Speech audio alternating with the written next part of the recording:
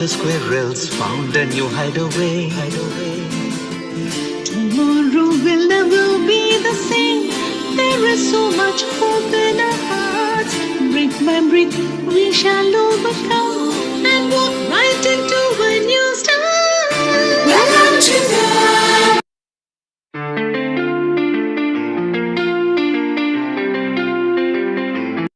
Namaste.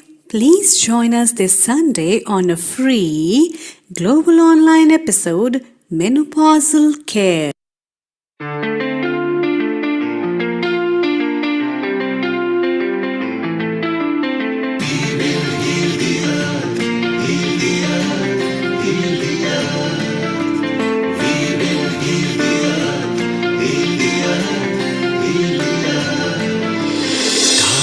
They can tell you stories which are brighter than yesterday.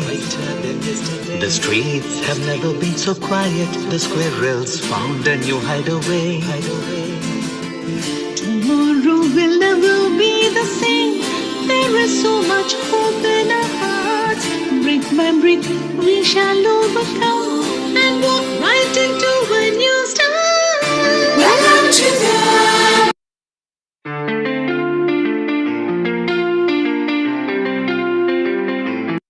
Namaste. Please join us this Sunday on a free global online episode, Menopausal Care.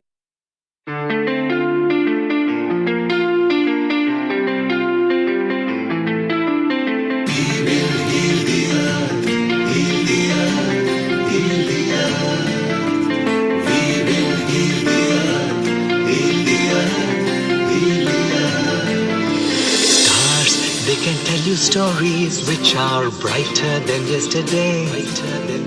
The streets have never been so quiet. The squirrels found a new hideaway. Tomorrow will never be the same. There is so much hope in our hearts. Brick by brick, we shall overcome and walk right into a new start. Welcome to the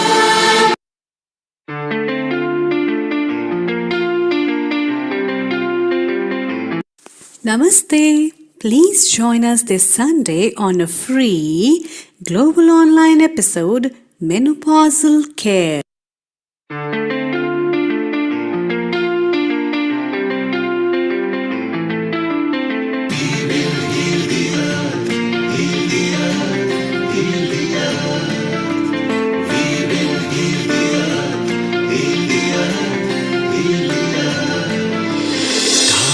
They can tell you stories which are brighter than yesterday. The streets have never been so quiet. The squirrels found a new hideaway. Tomorrow will never be the same. There is so much hope in our hearts. Brick by brick, we shall overcome and walk right into a new start. Welcome to the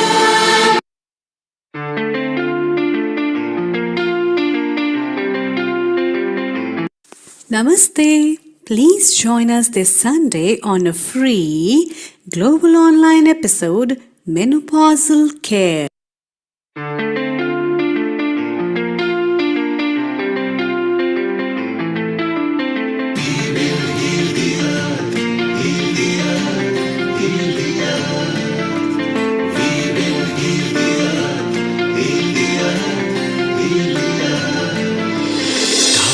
They can tell you stories which are brighter than yesterday.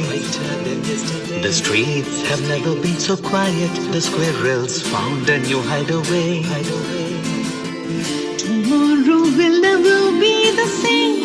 There is so much hope in our hearts. Brick by brick, we shall overcome and walk right into a new start. Welcome to the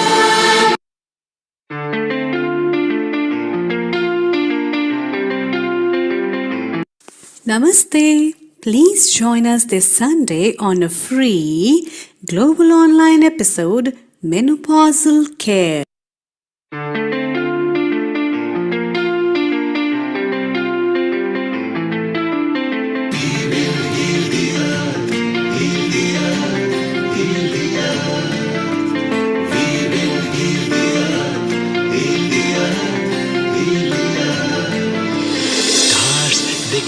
you stories which are brighter than yesterday. The streets have never been so quiet. The squirrels found a new hideaway. Tomorrow will never be the same. There is so much hope in our hearts. Brick by brick, we shall overcome and walk right into a new start. Welcome to the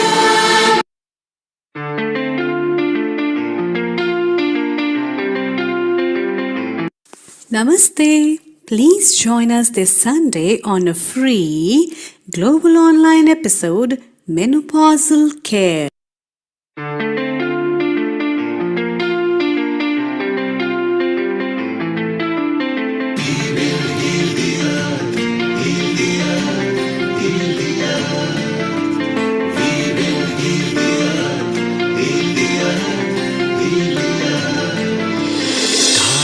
They can tell you stories which are brighter than yesterday.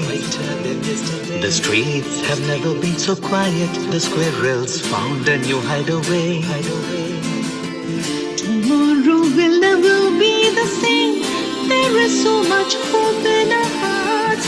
Brick by brick, we shall overcome and walk right into a new start. Welcome to the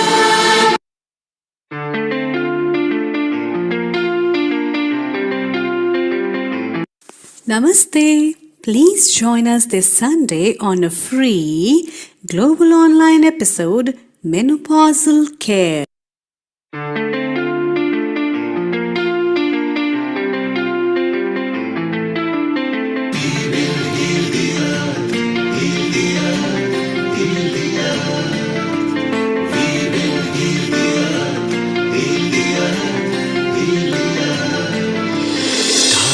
They can tell you stories which are brighter than yesterday. The streets have never been so quiet. The squirrels found a new hideaway. Tomorrow will never be the same. There is so much hope in our hearts. Brick by brick, we shall overcome and walk right into a new start. Welcome to the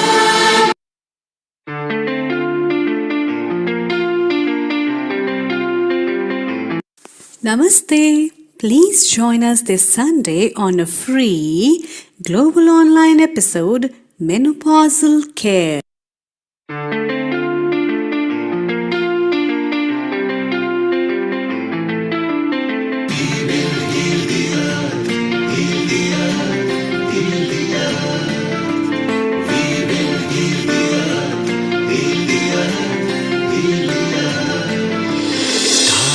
They can tell you stories which are brighter than yesterday. The streets have never been so quiet. The squirrels found a new hideaway.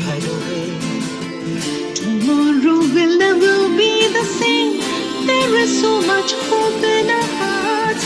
Brick by brick, we shall overcome and walk right into a new start. Welcome to the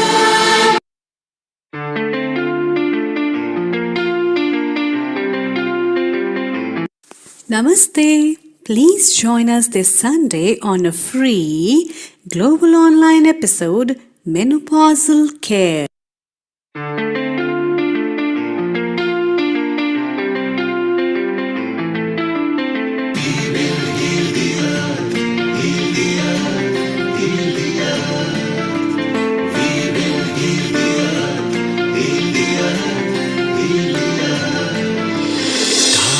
They can tell you stories which are brighter than yesterday.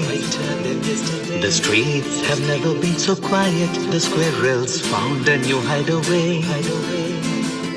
Tomorrow will never be the same. There is so much hope in our hearts. Brick by brick, we shall overcome and walk right into a new start. Welcome to the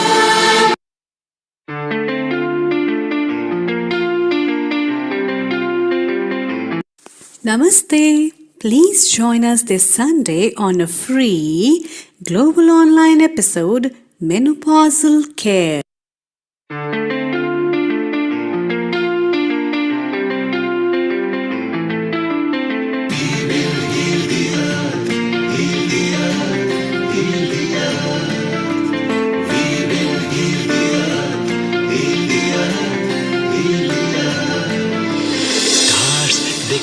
stories which are brighter than yesterday. The streets have never been so quiet. The squirrels found a new hideaway. Tomorrow will never be the same. There is so much hope in our hearts. Brick by brick, we shall overcome and walk right into a new start. Welcome to the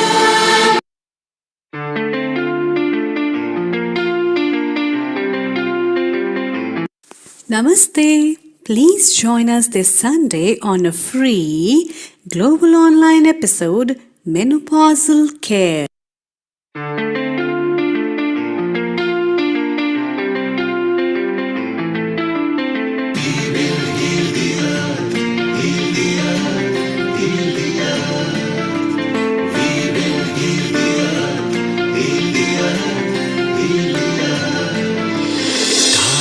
They can tell you stories which are brighter than yesterday.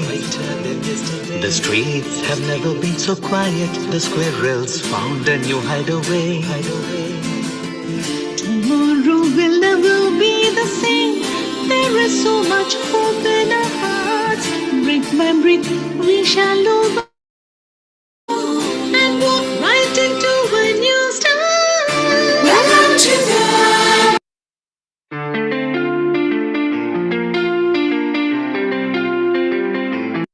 Namaste. Please join us this Sunday on a free global online episode Menopausal Care.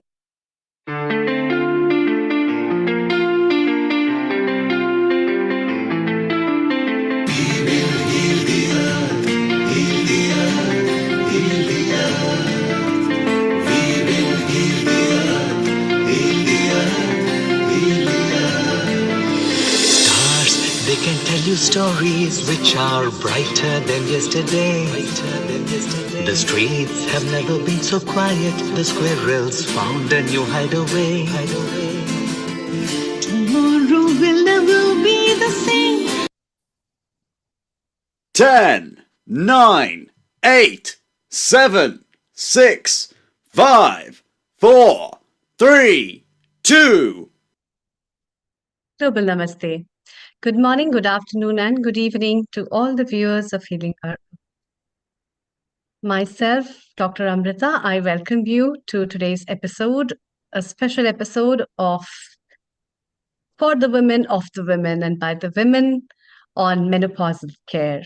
It's a special event which is a part of a women. I would recognize it as an event because of many reasons, and we'll be talking about it in different ways. We have experts, we have panelists, we have people you all can participate and also share your views and insight on a special thing that happens in a woman's life. But before that, as we go more and we talk more and we discuss more on the topic, which is, I think, pretty close to everybody's heart. Many women feel very much personal when they talk about all these things. And before we dive deep into that, let's start with a Gayatri mantra. Taking a deep pause, relaxing yourself, a calm breath going in. Om Bhurbhuvaswaha Tatsaviturvarenyam Bhargo Devasya Dhimahi Dhiyo Yo Na Prachodayam.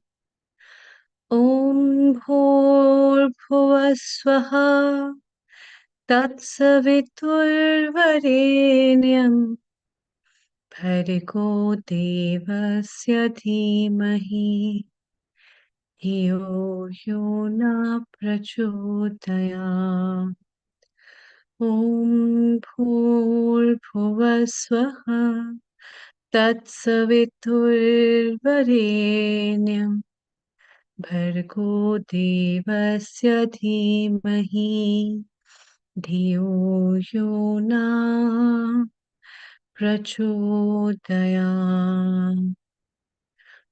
शान्ति शान्ति शान्तिः.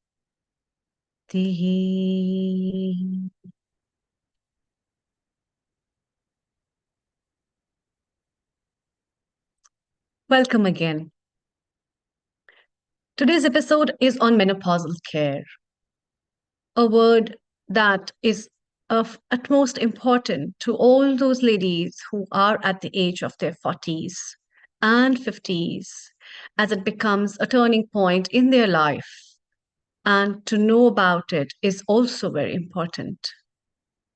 Most of the time, we don't care about it. Most of the time, it comes up very silently. Most of the time, it creeps up with certain health issues.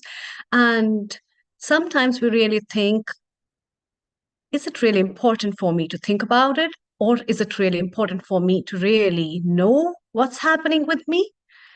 As I turned myself from a little girl to a woman, and now from that woman, a stage of life that is turning me up to know more about myself and to care more about myself. And that's why a lot of questions that are unheard, a lot of questions that are unasked as well have to be answered.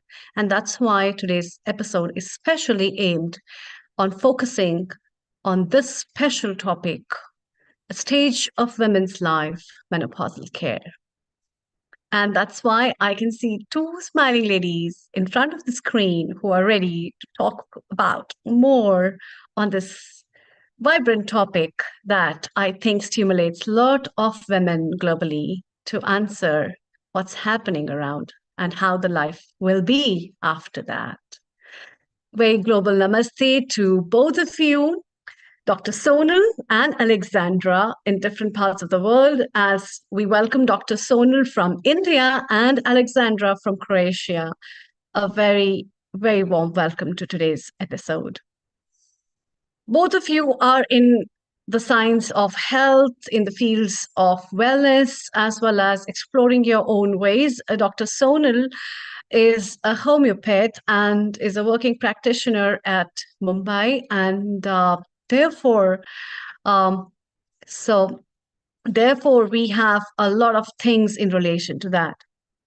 And also, we would like our viewers to know about the Wellbeing Academy, which is run by Alexandra from Croatia. And we are shortly having a lovely retreat over there at Croatia at Dreamers Club Eco Resort and Eco Sunshine Apartments, Lombarda, Croatia, which is quite well in 1290 euros per person from 8th to 15th of February 2025. And it's a Valentine retreat. Wow, that's so lovely. Alexandra, before we move to Dr. Sonal, let's hear what our founder and director Neil Kumar has to say. Global namaste to you, Neil Kumar. A very warm welcome as well to today's episode. Over to you. Global namaste to you, Dr. Amrita Sharma. What a wonderful start and what a wonderful topic for women to share tips with each other, but more importantly, for men to learn how to handle women during menopause. So those who are listening to us on YouTube, Facebook, website, and other partner channels, you can pose your questions if you like and send it to us and or listen to it. And Alexandra actually has planned 2025 for many retreats, and about 3 o'clock, apart from her tips from menopause, we are also going to tell you more about the retreat. Isn't that right, Alexandra? Global namaste, definitely. Thank you so much. Yes, all these retreats are really inspired by Healing Our Earth episodes and the questions we got.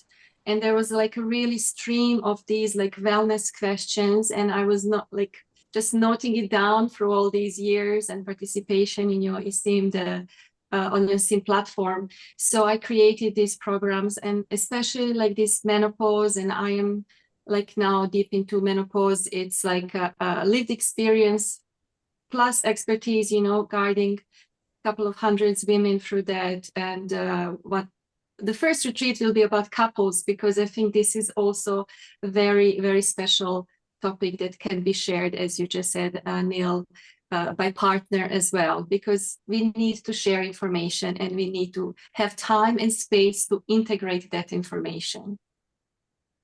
And for those who don't know Alexandra, I think the beautiful part about Alexandra, since we know her from right at the start of pandemic, she always delivers touch better. So whatever you expect, you get a touch better because she actually believes in what she does. And later we are going to share, what Alexandra does. And for those people, when they watch the recording again, you can see this is what Alexandra does. She is going to lead the retreat herself, Harmonious Hearts. So it's a perfect time for Valentine.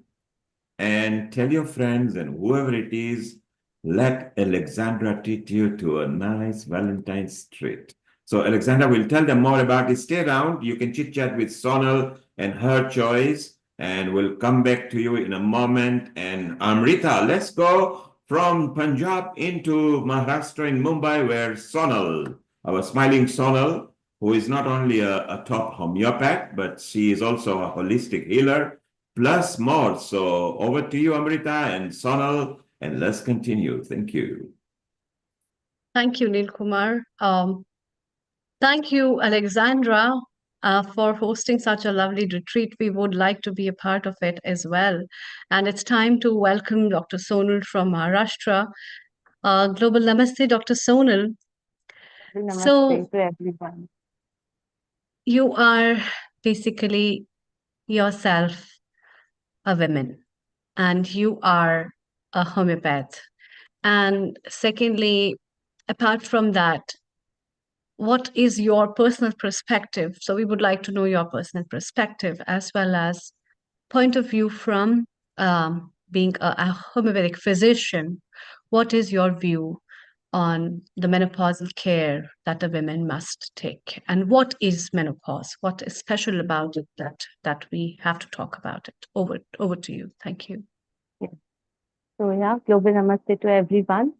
And I welcome you all and thank you for this opportunity that I have got to speak here at this platform. So I am Dr. Sonal Jain from Mumbai, Maharashtra, India. And I am a qualified homeopath since more than 15 years. And now I'm practicing wholly as a holistic healer.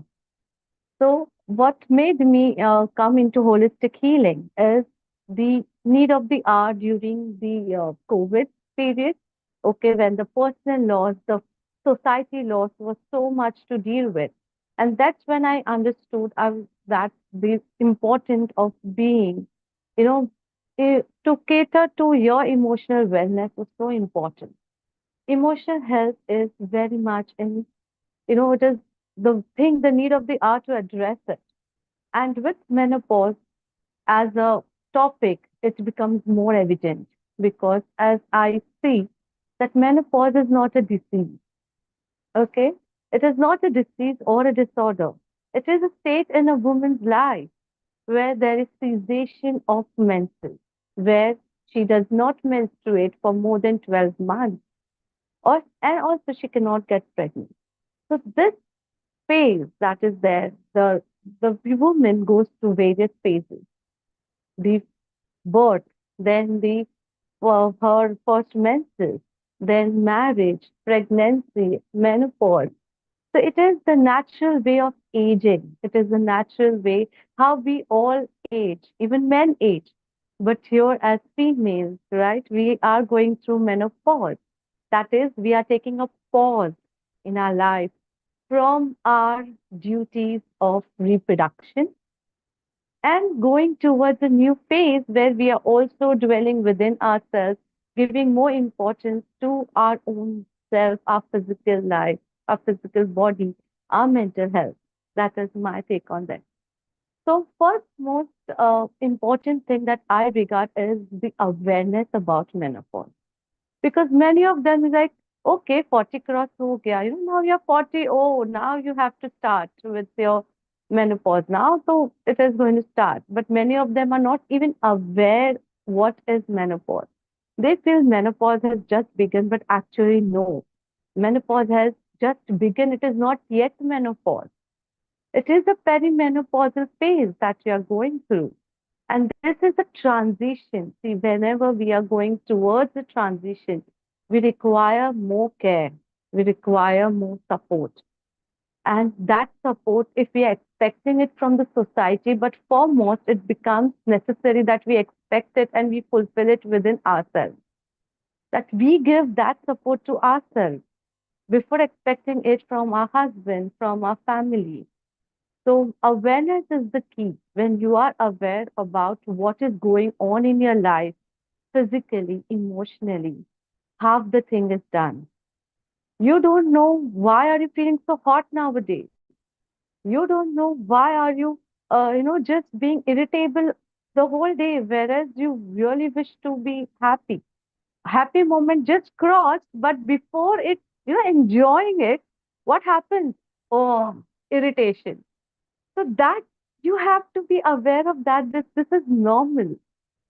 Okay, this is normal because in your body estrogen level is, and then again, then so this is like coming up and down of estrogen, is progesterone, is making, there's a lot of things happening in your body. The physiological changes that are going through in your body, the bone density, it's more prone to osteoporosis, fractures. Then depletion of estrogen and progesterone may lead to various things, the mood swings, okay, sleeplessness, the physiological changes of dryness of vagina. You're feeling more itchy, more wrinkles on your face. So this is what is your body preparing towards menopause. So you have to be mindful that, yeah, this is, I'm going towards a beautiful phase. That as one phase comes, it ends, the another transition comes, another phase starts. So this is how your body is naturally going to take a pause from your menstrual duties, from your reproductive duties. That's my take. And what will really help is homeopathy has a great role in that, because many a times during counseling, what a female requires is to be heard. It's to know that, okay, I am going through this, but there's someone to listen to it. Because what normally family does is they like, ha, iska to roz ka hai." This is a routine. Like, yeah, she again started. Because they own have their own challenges. So a role of homeopath here is to listen, is to direct, is to counsel that, yeah, see, this and this changes are going to happen. This is what is happening and this is what you are experiencing. So be patient with you, with yourself. And with homeopathy, not even your emotional as well as physiological, the physical changes that are happening, even that are taken care of. Because with menopause, okay, your prolapse of uterus and other, the pelvic muscles, they loosen. So there are even physiological changes, physical issues that cropping up. Even your breast muscles, there are changes in your breast, there are changes in your whole body going on.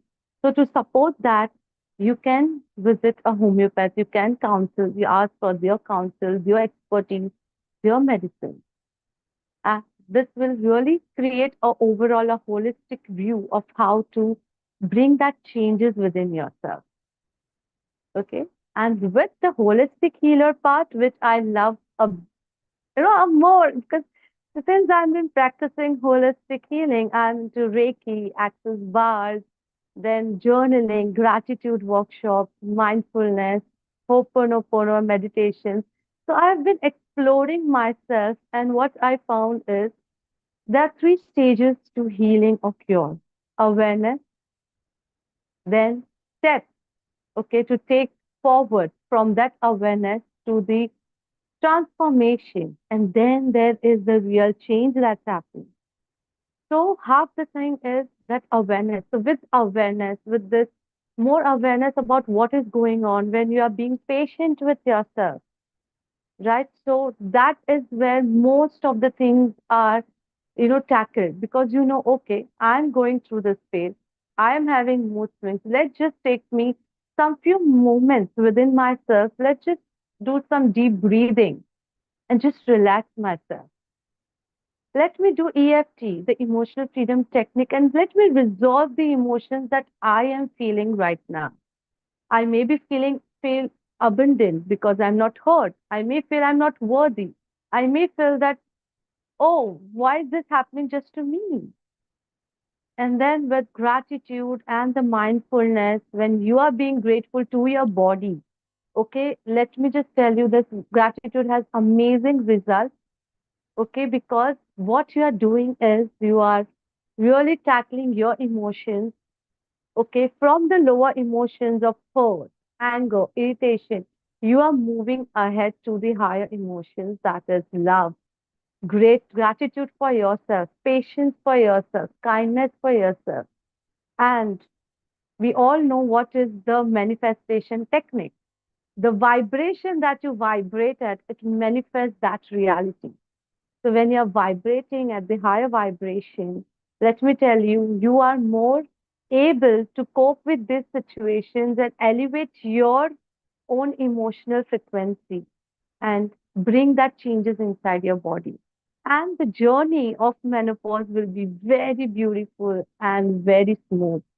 As we all also know this, that the experience or the way we take forward our first menses, the first time when we find out that, oh, I've got menses, that experience can lead to many things ahead in our menstrual journey, in our female reproductive journey.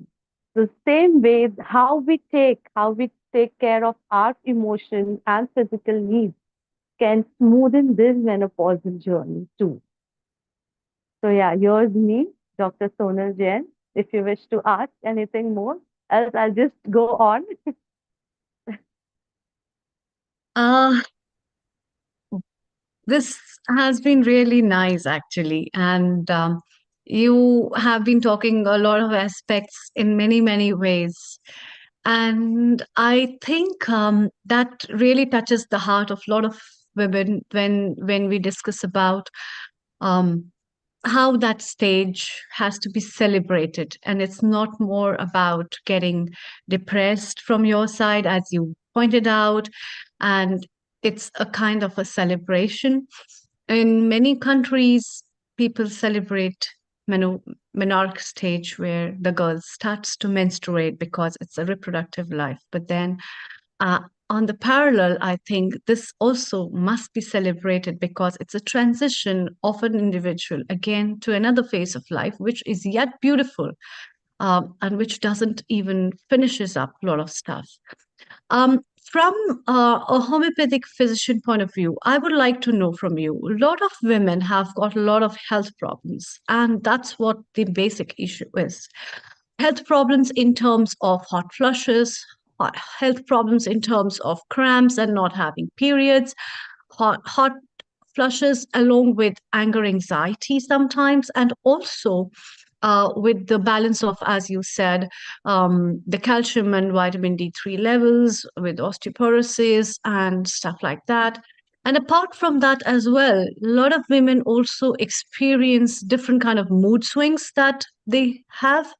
So, what solutions does homeopathy provide for these people? What kind of like clients come to you, and what are their basic issues, and how does homeopathy restore it? Thank you. Thank you for that question. So yeah, all these physical symptoms and the mood swings, the anger, anxiety that you've mentioned. So there are a lot of patients who have different kinds of combinations in them. For example, someone might feel hot flushes, but do not want to fan to be near. They just want naturally to be cool, or would like loosened clothes, or would like, just to be not to be touched. So there are specific combinations, the specific medicine, okay, remedies for particular case. So in homeopathy, with case taking, what we do is we narrow down into different symptoms that the person has. So first thing is case taking, the counseling. When you are heard, you are more aware than the insight that we give to the patient that, okay, you are experiencing so and so changes are going on in your body. And according to those combination of their symptoms, what we do is we ask them to have the dietary changes, the inclusion of more calcium-rich foods. The nature has the estrogen in its own nature ways. Like for example, the flax seeds are there. Then there are fruits. There are vegetables. There are a lot of other stuff that has naturally estrogen. So we ask them to change their lifestyle if they are smoking, if they are having more of alcohol. So first that changes are to be done, the dietary changes, the lifestyle changes, together with the medicine. So that is how these get tackled. And various ways, for example, anxiety and all with homeopathy also we can ask them to do breathing exercises. Okay, with homeopathy, we can ask them to do meditation or some relaxation therapy. So even that goes well. So homeopathy is such science that can blend with any and every other modalities, okay, to have that totality effect. And there are Hmm. various remedies like I said, sulfur, then there's phosphorus, there's the sulfuric acid, sepia, murex. There are many that have different, I would say, peculiarities of what type of person is coming to you. Whether they have really difficult menses, whether they have physiological issues like dryness of vagina, which is too dry, whether they are Hmm. constipated, whether they are diarrheic with it.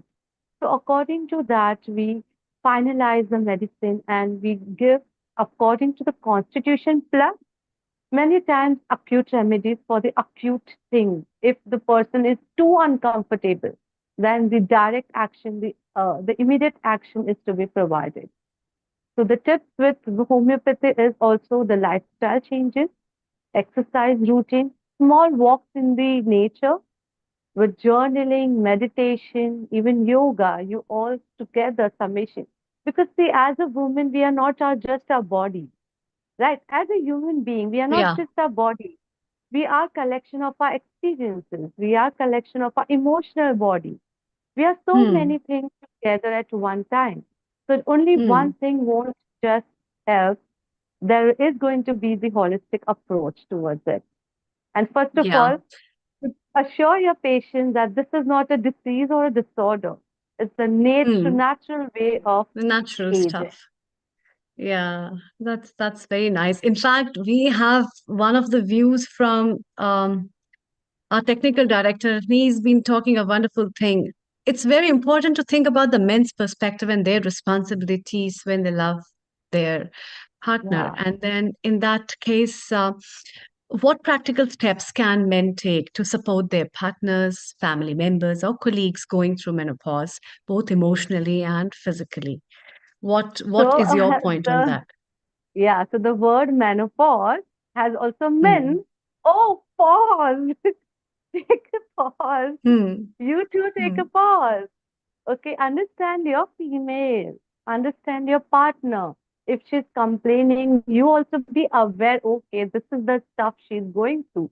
Let me just Hmm. hear what she has to say. If she's irritable, okay, I'll just hear it. And then when she calms down, present your point of view. Hmm. Sometimes maybe you are Hmm. too, even you are in that stage. That's okay, but you also have to take, okay, I also have to take a break here. So, yeah, so this is also the men's responsibility to support and to also know more about menopause. See, as females, as we are going through menopause, even they are going through aging. It is not like just we are going through menopause. There are changes in True. them too. As we all become pregnant together, it's the same thing. We all age Yeah. together. Yeah, So, that's true. yeah, so men or pause, it's like pause for both of them to be more, I wouldn't say understanding, I would say more aware of each other. Okay, what they Hmm. are feeling, what they are going through, just to be a ear, you know, or listening ear or listening aid to them, and to really know, okay, if it's difficult for them during, sex, during whatever the situations that they're going to be patient, evaluate, find out more ways Mm, of how mm, you can cope with that, how you or both together can age beautifully with love, with understanding, with awareness, and yeah, enjoy your life. That's what we are here for, right? yeah, that's very right. In fact, let's have a joint question. I would like to ask Alexandra as well, and then we can have your point also, Dr. Sonal. Um, Alexandra, most of the time, because of lack of awareness, men mostly think um, that there's a lot of change in behavior, or there is a lack of support that a person feels personally, a woman feels at that time, or the that the female is pretty irritated all the time. What, according to you, as a well-being consultant, do you think is important for the family and the partner to understand on so psychological and emotional basis, to convince each other for a healthy relationship to pursue further? What's your take, Alexandra? And then we take up the point from Dr. Sonal. Over to you. Thank you so much, Dr. Amrita. Thank you, Dr. Sonal, for it's not an introduction. You just gave an overview and so many layers and aspects of this specific time period that is very, very special, and it can be very valuable connection point for the family, for the partners, and for the society as a whole. I think you touched so many things that I would like us to go deeper in, like especially like the rest, like the night sleep, the dreams. I think that all gives us a lot of information. And as you said, I think awareness is more important than understanding, because sometimes we can't understand because we're not as educated as two of you or experts. So we really have to accept that somebody is going through something that we can't understand, that comprehend at the moment, but to accept, be aware that we don't understand it, but we have chosen to be with that person and to support that person through difficult times, because it is difficult. So I can say first from personal point of view, and then as someone who's trying to help others. And I definitely learned the hard way, because although I do myself yoga and meditation and all of that, and I teach, there's also genetically, I started very early, like after 40 years, I started with perimenopause. So my period stopped when I was like 45, 46. But still, there was a lot happening in my body and my mind that even I, aware of that, I could not really influence it much. But I did use a lot of homeopathic and osteopathic methods. I lived in France at that moment, and they're very open to that. And it's very accepted and very obvious to go to homeopathy there. It's like very common. While when I was in England, that was not that common. And here in Croatia, that's like, it doesn't exist. I could not find any homeopathic doctors to help me or that I can recommend to my clients here. So my menopause, perimenopause, it was really a disaster. My personal journey was absolute disaster. And one of the reasons why I signed divorce papers a week ago, because it, the relationship was anyway a little bit fragile, but that period of like almost 8 years, 5 to 8 years that was dragging from my life, that change, it was really taking toll. And because I was also focused always on giving, and I could not really explain to my partner very well, and he was not very, open to all of that.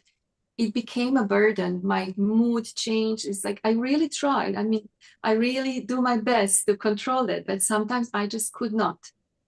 And I tried to explain, sorry, it's not me, it's not personal, it's just something is happening. And as you said, like hot flashes, like so many symptoms. I think I had everything when you were talking, check. I had everything. So that's why I really think it's I can understand. I can even like see when someone comes what's going to happen because of their like a genetical heritage and like lifestyle, because each family or each country has kind of stereotype. So I can recommend certain things that helped me personally, and then what I saw. But this is definitely first and foremost is like talking and being honest, because I also hid my symptoms. I was not open about it, although I would recommend it to others, but I wouldn't do that. I still felt, kind of embarrassed and, ashamed. And it's not like something that people talk about it in the office or friends or, in family. So definitely, I would always say that openness is really important. After what doctor said, awareness, you have to be aware of your own symptoms and then find someone who will listen to you, even if they don't understand, but just to listen to you and to look for help. I looked for help when it was really very late, also, for certain symptoms, and I did not really do it on time. So I would definitely ask male partners of our women viewers to ask questions. Do you have that? Are you okay? How about this? How about that? Like really be proactive. Don't wait for women to say, because women, we are givers and we will often neglect our own needs and like not voice it out. So be proactive. Alexandra, very useful tips you are sharing, and we're going to continue in half an hour again with you. Just before we go, Alexandra, we had a homeopath perspective from Mumbai, who is a holistic healer.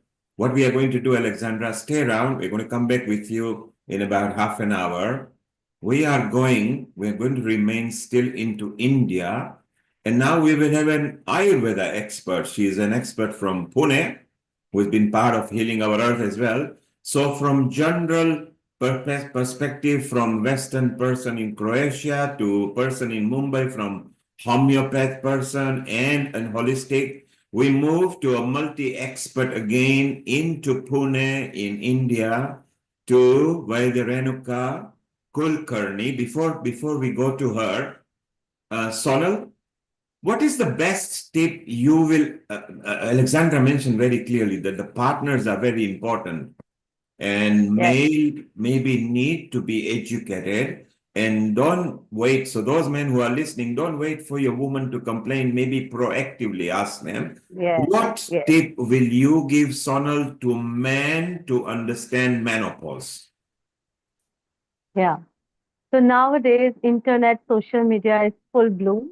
So many of the men are actually knowing, I would say knowing or read somewhere, right?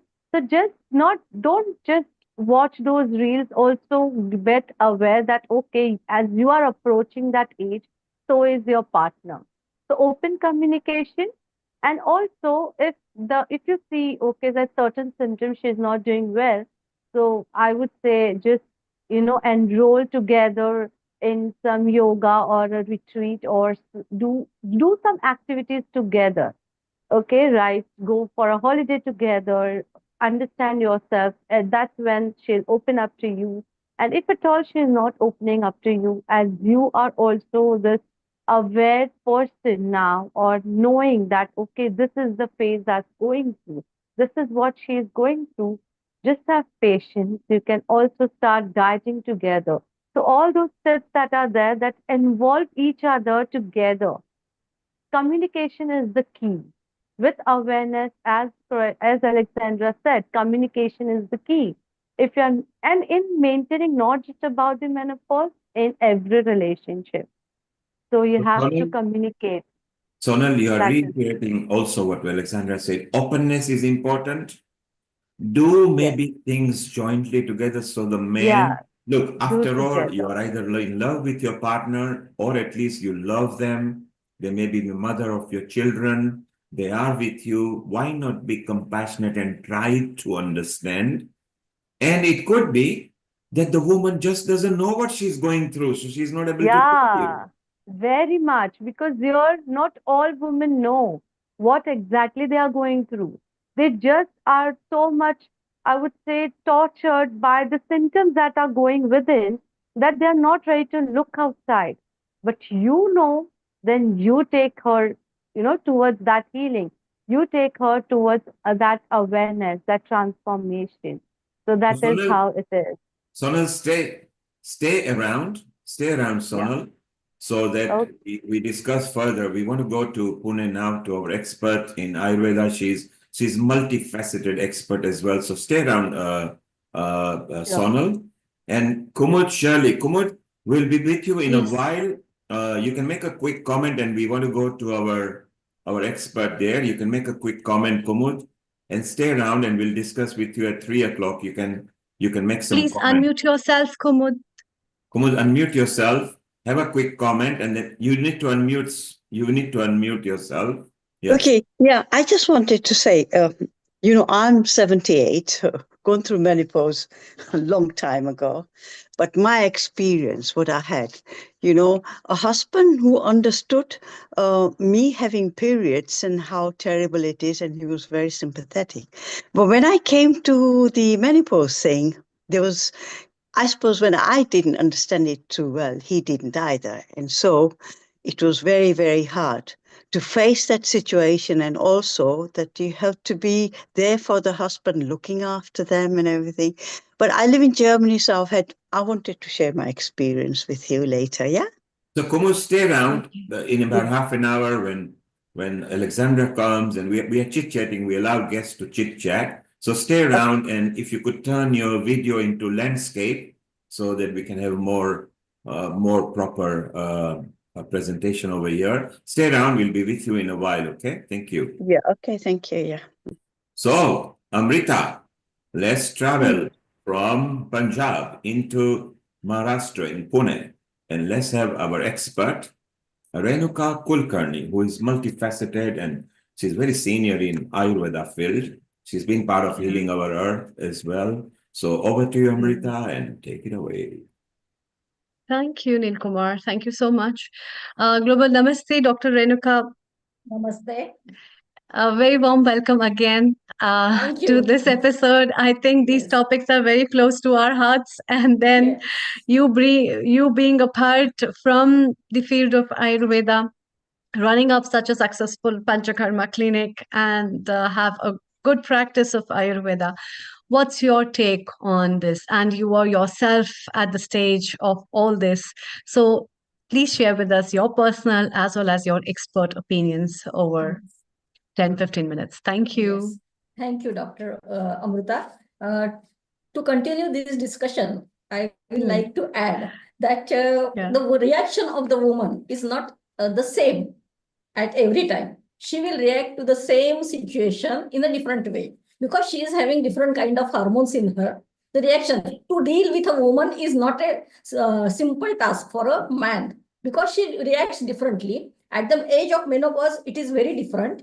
So it is the task for the man who are married, and they cannot understand because they are having only one hormone, that is testosterone, and she is having multiple hormones in her.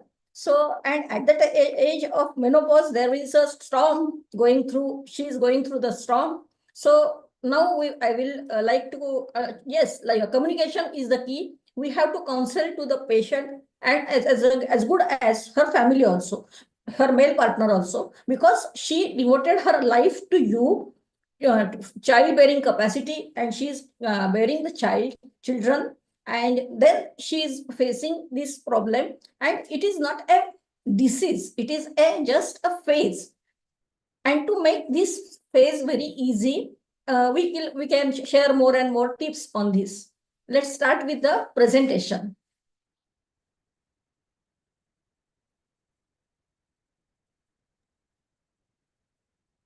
Yes, please. Yes.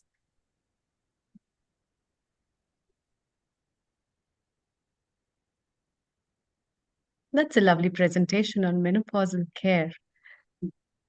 Thank you. Thank you, Dr. Amrita. And this is a presentation, just a small presentation because the time is very less. Yes, what is menopause? It is the cessation of the menses more than 6 months to 12 months, provided there is no pathological, physiological, and also psychological problem. in her. So I will like to add the psychological problem more, because I faced one while consulting. I met one patient, and she was high court lawyer, and at the age of 38, she suddenly ceased her menses, and she was not having the child also. So she rushed to our clinic, and while taking her history, she was a brilliant and dashing lawyer, and everything was in her favor. But at the same time, the case was against her, and she lost her that case, and she cannot cope up with that trauma, mental trauma, and she cannot take it sportively. And as a result, her menses ceased. And then again, giving her, taking her psychological factors in the consider, and giving her treatment, panchakarma, shirodhara, everything. And then she again started her menstruating normally. And then she got her child also. I met 4 to 5 patients who, due to the demise of her immediate partner or child, sudden psychological trauma, menopause was there. So this may happen in case of menopause. Now we will see what Ayurveda says. Acharya Shusruch says it is Rajo Nivrutti. It is said that Jara Pakva Shariranam Yati Pancha Shatah Kshayam. So Jara yani, I'm sorry. Jara, it is old age. Old age 50 to 55. It starts from Panchashataha, that is 55 years. From over the year of age of 55, it is said that she is now in old age, entering in old age. Pakwa. Pakwa is ripe fruit. I would like to emphasize on this Sanskrit word because it is typically used for a fruit, and that is right. You can easily observe in nature that it is having the wrinkles on it. It is sweet in taste. It easily detaches from the tree. Similarly, this description also we can apply to the Rajonivrutti woman, that is menopausal woman. And this phase is called as a Vata phase. So we have to see the what are the attributes of Vata. Then what are the attributes? And then while describing the attributes, Acharya Ashtanga Hridaya Sushruta chapter 1, 12th shloka verses Tatra Ruksho. Ruksho is dryness. To encounter this Ruksha Guna, increased Ruksha Guna, one has to, the patient should eat more and more unctuous food. That is, she should add ghee to her food, use more and more cheese. Then she can use extra virgin olive oil in her diet, because she's having wrinkles over the body, skin also, but inside the body, there is tremendous dryness. So we have to consider this dryness. Then she can use butter also, but ghee is the best she can use. Then omega-3 oil she also can use. Then food that is freshly cooked she can use. To for this Laghu Guna, that is easy to digest, she has to eat the food that is Guru in Gun, that is not easy to digest, and it will increase her earth primordial element in her body after digestion. For example, we can advise her, counsel her to take the food that is more and more having earth primordial element, that is dry date powder, or that sweet in nature, unctuous and sweet. Then she is having the sheath, that is coldness in her palms and feet also. So she has to rub dry ginger powder on her palms and feet. Then to encounter this khara guna, khara, that is roughness of the skin, she has to apply oil on her skin. Skin is also a seat for vata. So application of oil on her body will reduce and will slow down the process of aging. Renuka ji, if you can hear me, Okay. are you sharing your PowerPoint, because the screen is stuck with just introduction? Okay. I'm sharing my product. Okay, so there is no change. It's still the same screen all the time, introduction. Either you can switch off so that we can see your reactions, and or if you make sure that the PowerPoint is functioning, okay? Okay. Thank you. Then after finishing this slide, I will move to next slide. Yeah, so there is it Yes. still the same? It's Yes, still it the is same still the slide. same slide. Yes, I'm describing the attributes of Vata dosha. Then, so for that, we are on Sukshma, that is micro level. So one should eat macro, that is which will attribute more and more a macro. Then Chala Guna, that is from moving here and there, you can easily observe she cannot focus on one object, that is Chala Guna is increased. So she should not travel more and more. The overthinking is there. You can easily observe all this. Then we have to arrange the diet and regimen accordingly. Now, moving to the next slide. Yes, in woman, I said you that journey of the womanhood is not so easy. First of all, she is in childhood, the kapha dominant phase. You can easily observe a baby girl while playing. She will play with the dolls. She will prepare. She will play the drama, and in that drama, she will prepare different kind of recipes because she is having the extra exclusive capacity of bearing the child. In Ayurveda, it is described as prasava dharma charini. So it is in her psychological, mental, and physiological, and also body, feminine characters are there. Then after that childhood, finishing the childhood, she will enter in the menarche phase. That is a pitta. Pitta will start into role. The pitta, you can easily observe due to global warming, the age of menarche is coming earlier.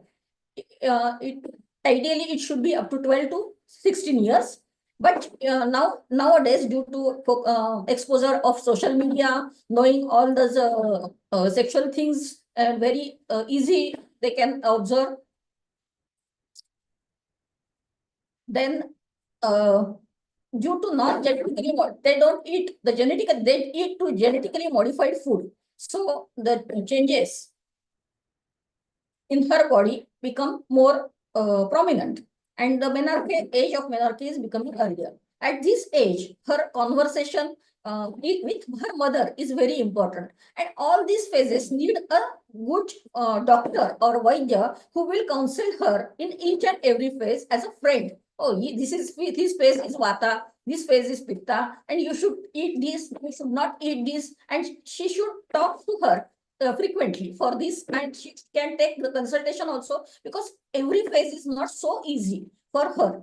And if there is no menarche up to 16 years of age, her mother should took her to the doctor, because I met one patient just now. She was 21 years old, Ayurveda first year student, and she was not having menses. She not started the menarche, and on sonography, she got that she was having the uterus, endometrium, but no cervix at all, and no vagina also. But as a result, at the age of 21 years, she has to undergo the treatment of hysterectomy and again vaginoplasty. So it is the mother's role is important in this case. Then comes the menstrual fertility phase. In this phase, pitta is more dominant. So pitta is more prominent. Then perimenopausal age. Perimenopausal is a different thing, and I will like to focus on this and postmenopausal phase, because she cannot, she cannot accept the fact that her menses are irregular. Sometimes they will come in 10 days, sometimes there will be 2.5 months also, and if there sometimes it is heavy and sometimes it is less, so scanty. So she should be always prepared. She cannot plan for travels. She cannot plan for important meetings, abroad traveling, or any family get-togethers. She is always stressed of these things. Then comes the postmenopausal phase. So, what are the general symptoms regarding the menstrual cycle?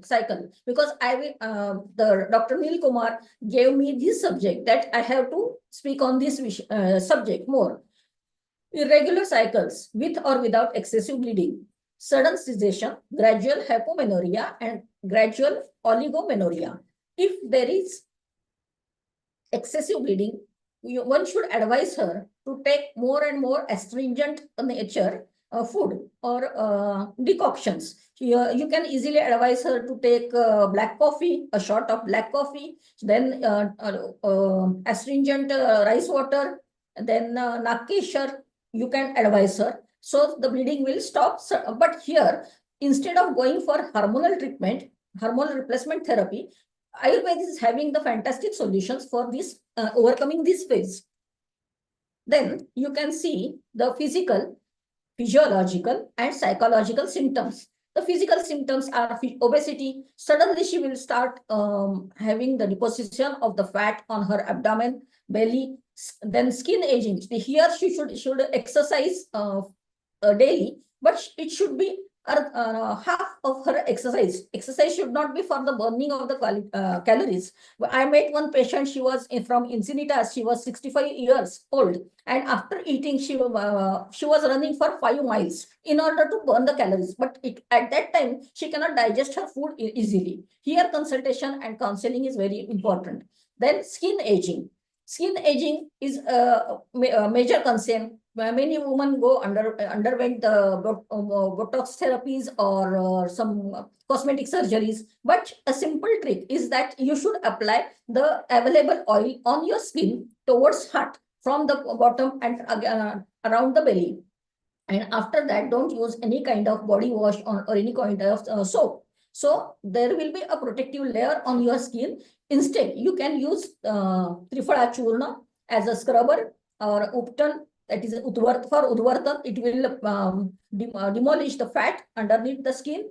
Or if you are living in a hot, if the weather is hot, you can use the sandalwood powder with rose petal water and apply it on your skin. So otherwise, red lentil powder and skimmed milk also, and a pinch of turmeric. It will be useful for increasing the fairness of your body. Then thinning of hair. She will hair fall starts tremendously. Then less hair on head and more on face. And it is a very awful situation one has to face, because she loses the confidence while speaking on the camera also. So sagging of the breast. Then there should be a massage of oils, and cupping therapy also gives us good results. Dryness of the vagina. For overcoming this dryness of vagina, there is a fantastic remedy for this dryness of vagina. There is Uttar Basti, that is a patented Uttar Basti instrument prepared by our clinic, and one should use this to there will be unctuousness, there will be no pain during intercourse, and it is the key for conversation and everything. So to overcome this dryness of vagina, one can use the Uttar Basti treatment also. Then there is a hoarseness of voice also, voice changes. Then she's having the hot flushes. She should avoid the spicy and heat food. Then she may feel that there are many sleepless nights, joint muscle aches, weakened bones, osteoporosis develops. She always feels that she is having the fatigue,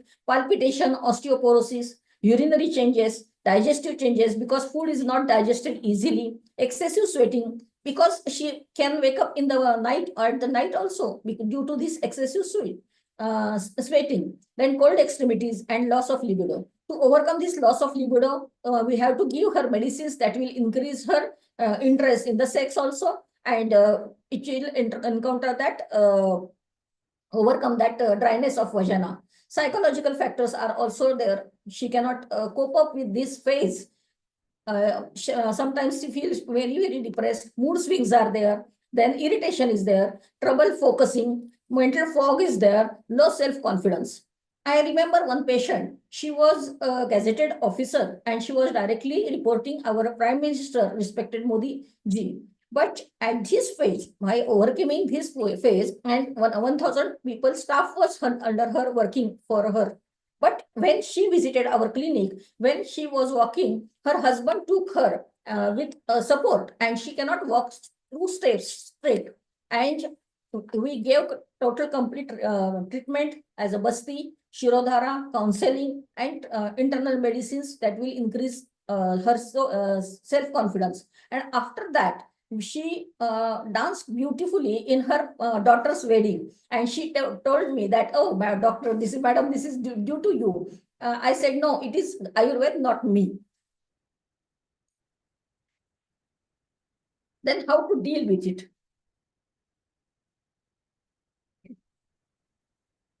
You can eat warm, unctuous food, skimmed milk, ghee. If ghee is not available, you can take unsalted organic butter and boil it and prepare a ghee. Add tulsi leaves to it and prepare ghee also. The diet that will be having high protein also, broccoli, cauliflower, asparagus, kale, but you should eat it after boiling, because it will be after boiling, Agni Samskar will be there, fire element will be activated and it will be easy to digest. Flax seeds having omega-3, so one can prepare chutney from flax seeds. Tulsi seeds will be, you have to soak the tulsi seeds half teaspoon at night, and she can eat in the morning, because it will overcome her heat in her body. Here, by understanding the heat, the main culprit is Vata, not Pitta, but it takes the Pitta from its place and to the skin, and she feels that there are hot flushes. So here you can advise her tulsi seeds, brown rice, fruits, black raisins. Here she feels that she is having constipated. So you can advise her black raisins with seeds. Soak it 10 to 15, 20 to 25 at night in water, and chew it in the morning. So it will be easy for her to pass the stools. Then dry fig, almonds, and also different kind of porridges. Then lifestyle changes, she should do the yoga and exercise. Different kind of yoga are very, very useful to understand this space.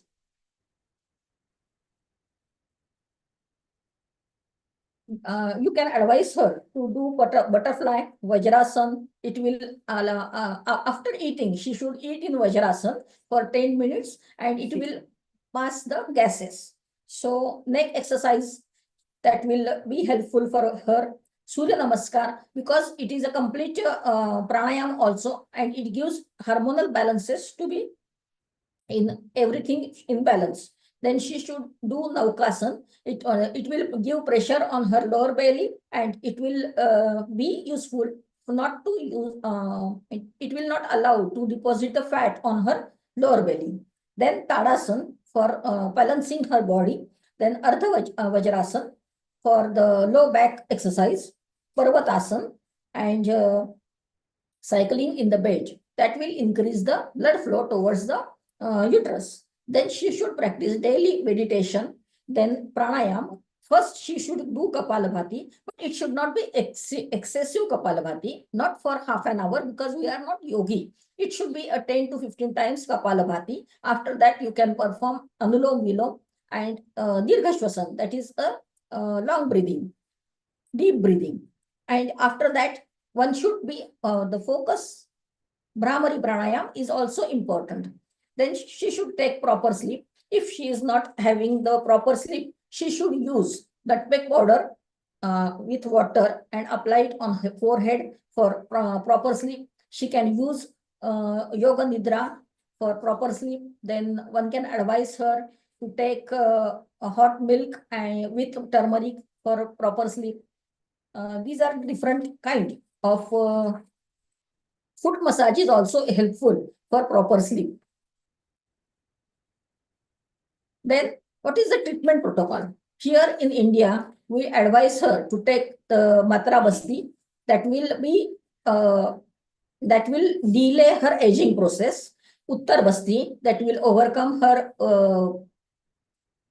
dryness of vagina. At the same time, it will not allow the shrinkage of ovaries. It will delay the process of aging of ovaries also. So the overall process of aging delays. Then the Shirodhara, it is a medicated oil treatment on her forehead. It will help her to all the hormones to balance, and at the same time, she will experience a deep sleep also. So it is a unique specialized treatment of Ayurveda. It is Uttar Basti. It will encounter the dryness of vagina, for loss of libido, for fibroids, endometriosis, adenomyosis. Adenomyosis is nothing different than it is a Vata Vishay. All these are having the Vata. So, but Basti Chikitsa is half treatment for Vata. So to improve the overall uterine health, she will not face the problems of like endometriosis, adenomyosis, shrinkage of uterus, and to improve the uterine health. For Rasayana Chikitsa, it is used.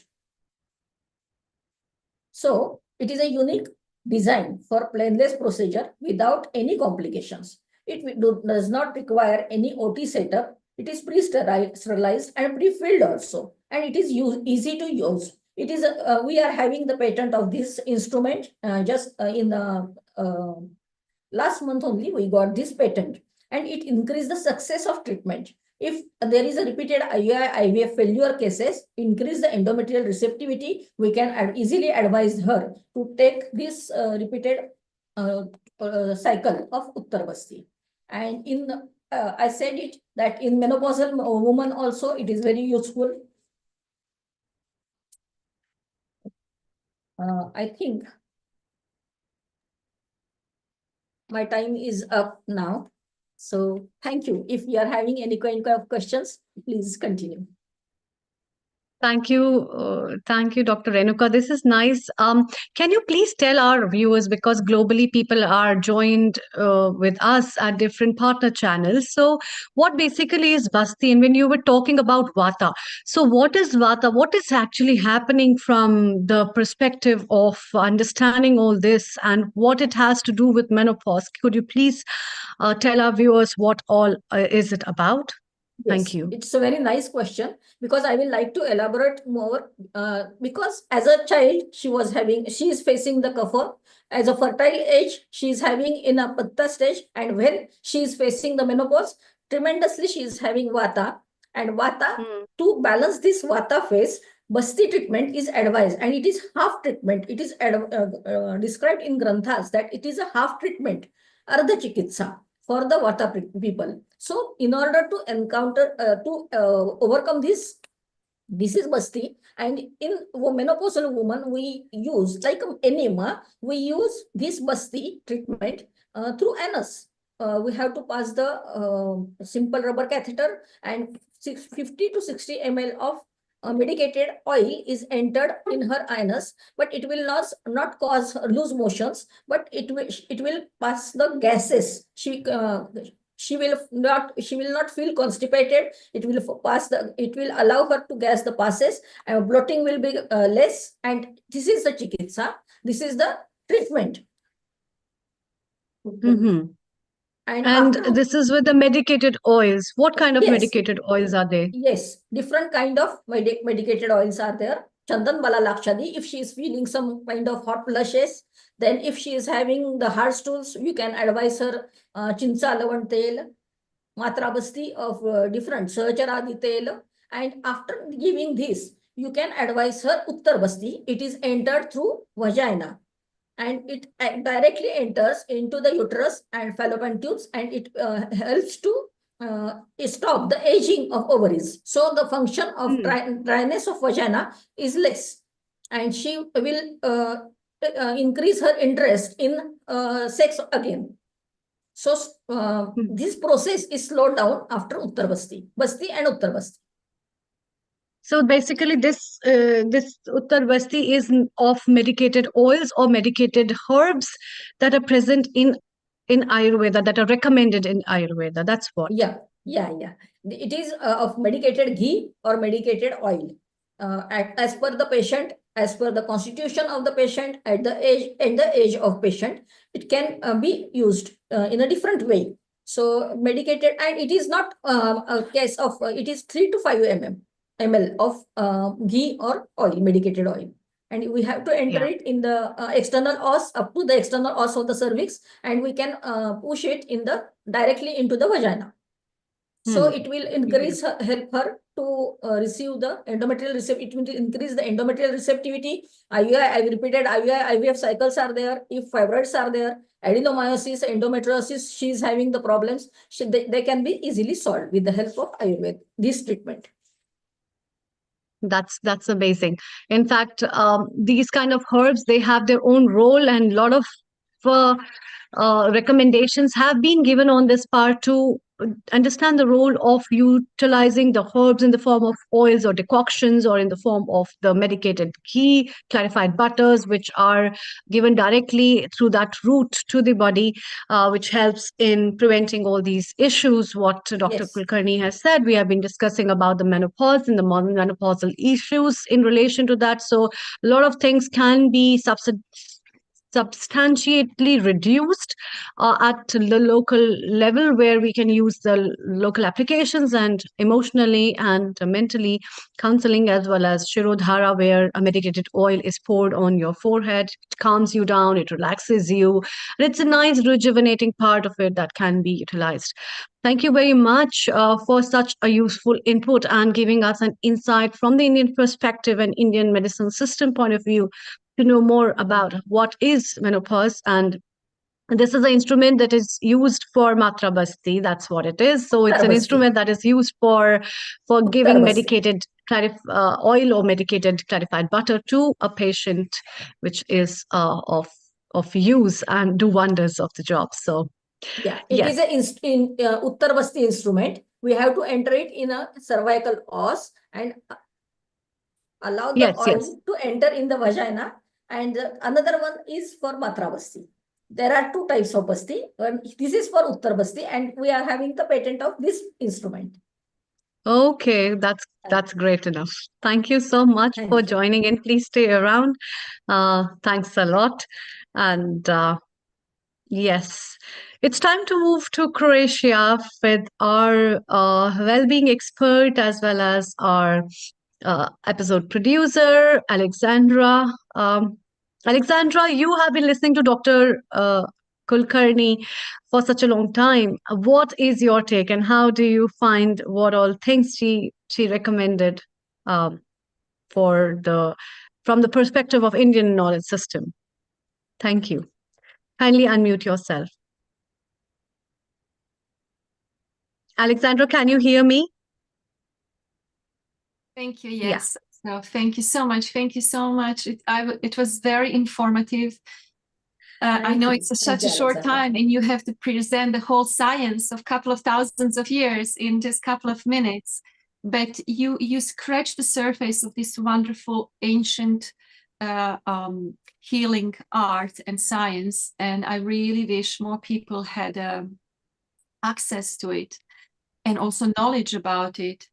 Because what I see in my country, Croatia, people just go for the drugs, for the medicaments. They come out of a drugstore with like bags of different medicaments that really don't match together, that really destroy health and have so many other side effects. Some might be useful, but they really have to be really properly observed, the effects of those medicaments. And if they would have an access to such wonderful ancient methodology, I think it would help the quality of life. I mean, not just women, but the whole families and societies and communities so much. Yes. And it is the aim of Ayurveda to become healthy society, to prepare healthy society, and next generation should be also healthy, having high intelligent quotient. And it is the aim of Ayurveda and also our clinic. Thank you so much for for these insights and also the guidance and advice. Oh, thank you. Thank you. Thank you, Dr. Renuka. Thank you so much. Thank you. Alexandra, any questions if somebody has, can write on the chat box and can chat as well. Thank you so much. Alexandra, we have Kumud with us from Germany, and she herself has passed through all that stages, and Kuma, do you have any question from Dr. Renuka? And you wanted to share your insights as well, your journey for the menopause, and also talking about how you have taken the help of homeopathy and how it has helped you over. So, yes, please go ahead with your experience. Yeah. So, Alexandra, let's listen to her first and her story with that. Yeah. Over to you, Kumud. Yeah, I think what we just heard about Ayurvedic, this is just amazing. And the amount of knowledge Ayurveda has is something that nobody else has it. And I am so sorry that it's not been, we have not had chance to learn more about it. And, being a multinational person with German, English, Indian all together, I'm open and I want to learn more and to pass it over to the others. Now, I live in Germany and, like for the last 47 years. And I've had this menopause there. And I was going to say my husband was very, very understanding when I had my period and he felt sorry and, I'm going through that. But when menopause came, there was no understanding. He couldn't understand, why my moods weren't right. And so it was a challenge. I had to go through it myself. And also you had to satisfy the family, do the best for them. So it's double the effort. But it all worked fine. I feel healthy. Like I said, I'm 78. And, do yoga. I want to learn more about all different cultures. And what I have experienced in Germany was they have good herbal teas, and that has worked well with me because I went to a homeopathic doctor. She was a friend, so I had gained a lot of knowledge about her knowledge passed to me. So I used all the homeopathic stuff, and also in Germany, and also in a lot of European countries, we have herbal teas, and we have special ones for menopause, and that's worked quite well. But the Indian knowledge is beyond all these things. What I've just heard in the last half an hour, I would want to know more. Is so much interest in there, and I want to spread it to others here. And I hope you carry on spreading your word. Yes. Can you hear me now? Yes. I can, yeah. Yeah. I'm conducting some classes, online classes for women health. If you want, I can send you the more information about it, and Yeah. you can give it in your society for the better life of the different women. Because I Yeah. said it because she needs a different kind of help. From Yeah. menarche to menopause, and she needs a friend like a woman or she who is having the understanding and who is facing the same problems, and Yeah. there should be a woman who is knowing all these problems and who is traveling through all these phases, and so it helps all women. So definitely you can take contact, and we will talk for it more and more. Yeah, that I find it good. And also, being at this age, you are a grandmother, you are a mother-in-law, and I want to pass it on to my sons and also the grandsons to say it's a different knowledge you have to find out. And I think, my children and grandchildren are very open to it. I mean, if I would start, they would just listen to it. They will not ignore it, but I don't make it too long so that the curiosity is there and they come back for it when it's necessary. So now, you don't know, how long you're going to live, but this knowledge I want to collect and It pass should it be, on. yes. Yeah. It's a very noble job you are going to do, giving back to society. One of the students, she was 85 years old, and she want to do this Garbha Sanskar class for her grandson. And she gave all the treatment to her girl child and daughter. And as a result, she's having a very good grandchild.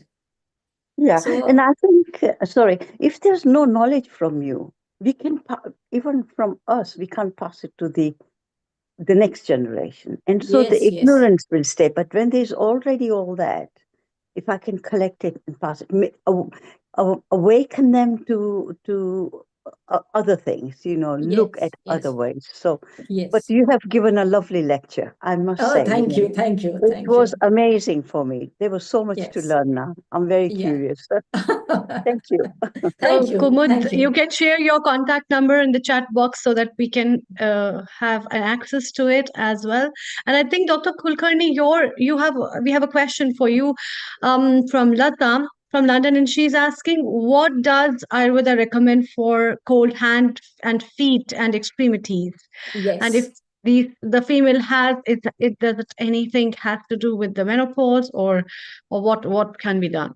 Over to you. Thank you. thank you. It is the main culprit is Vata. So we have to balance Vata.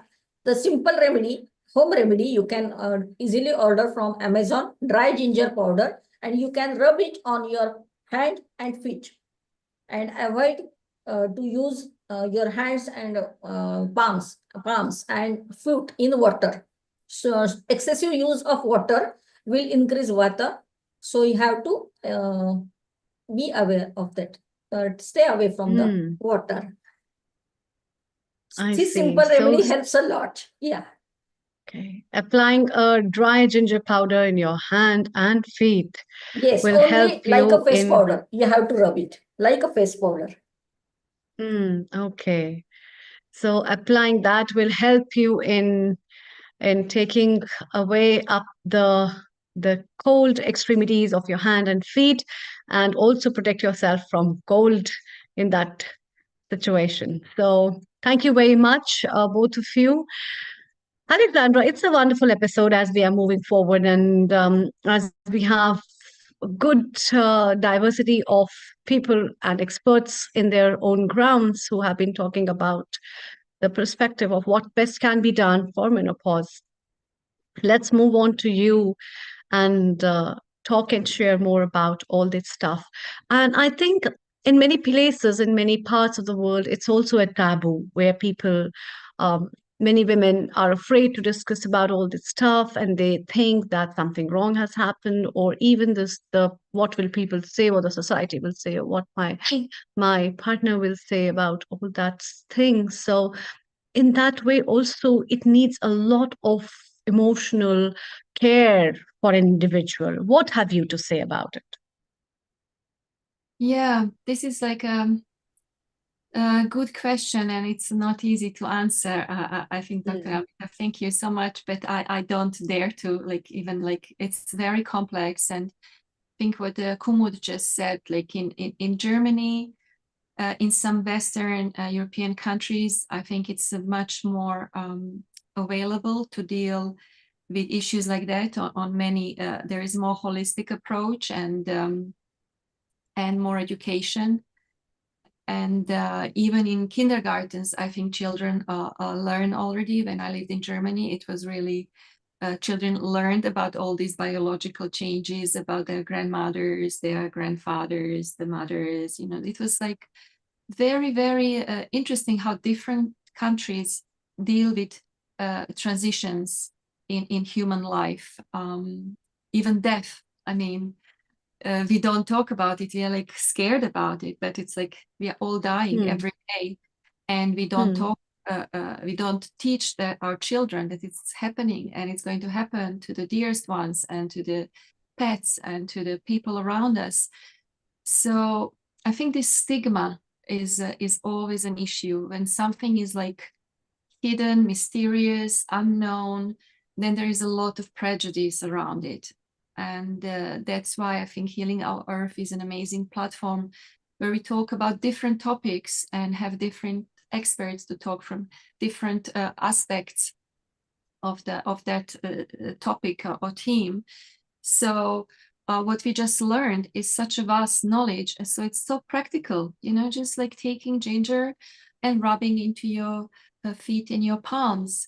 I had a problem with restless legs, and I didn't even know that was restless leg syndrome when I had my perimenopause.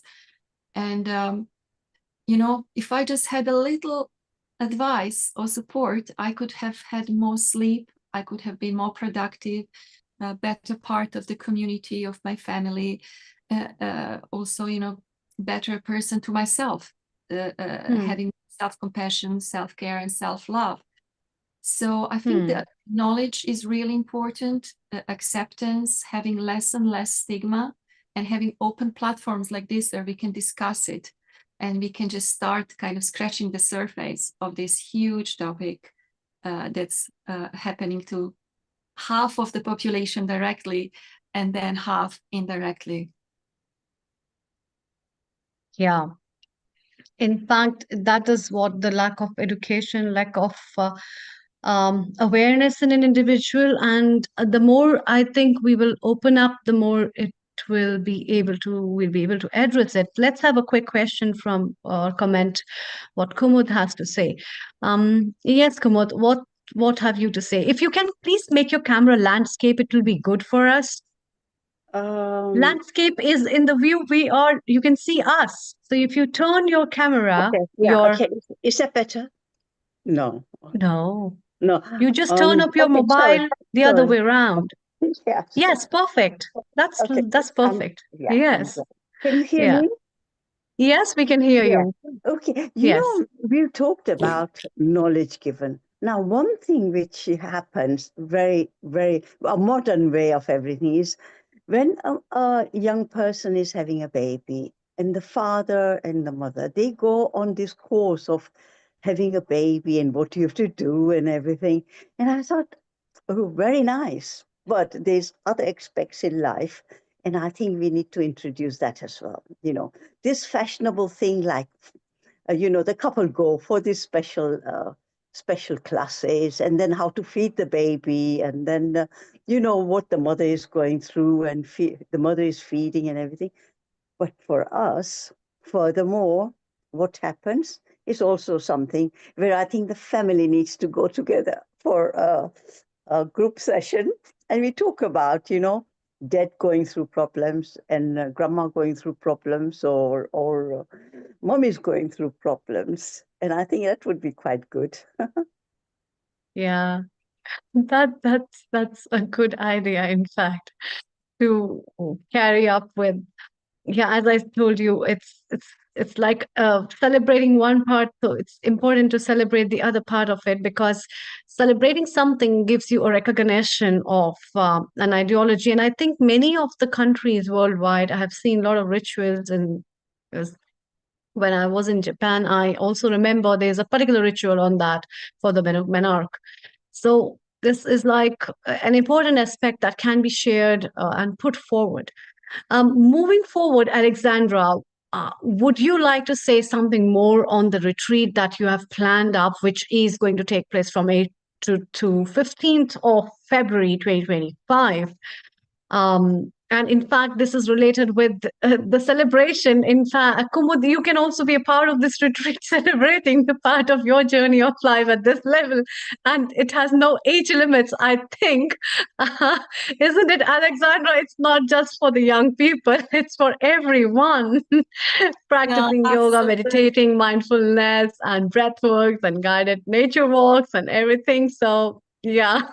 Over to you, Alexandra.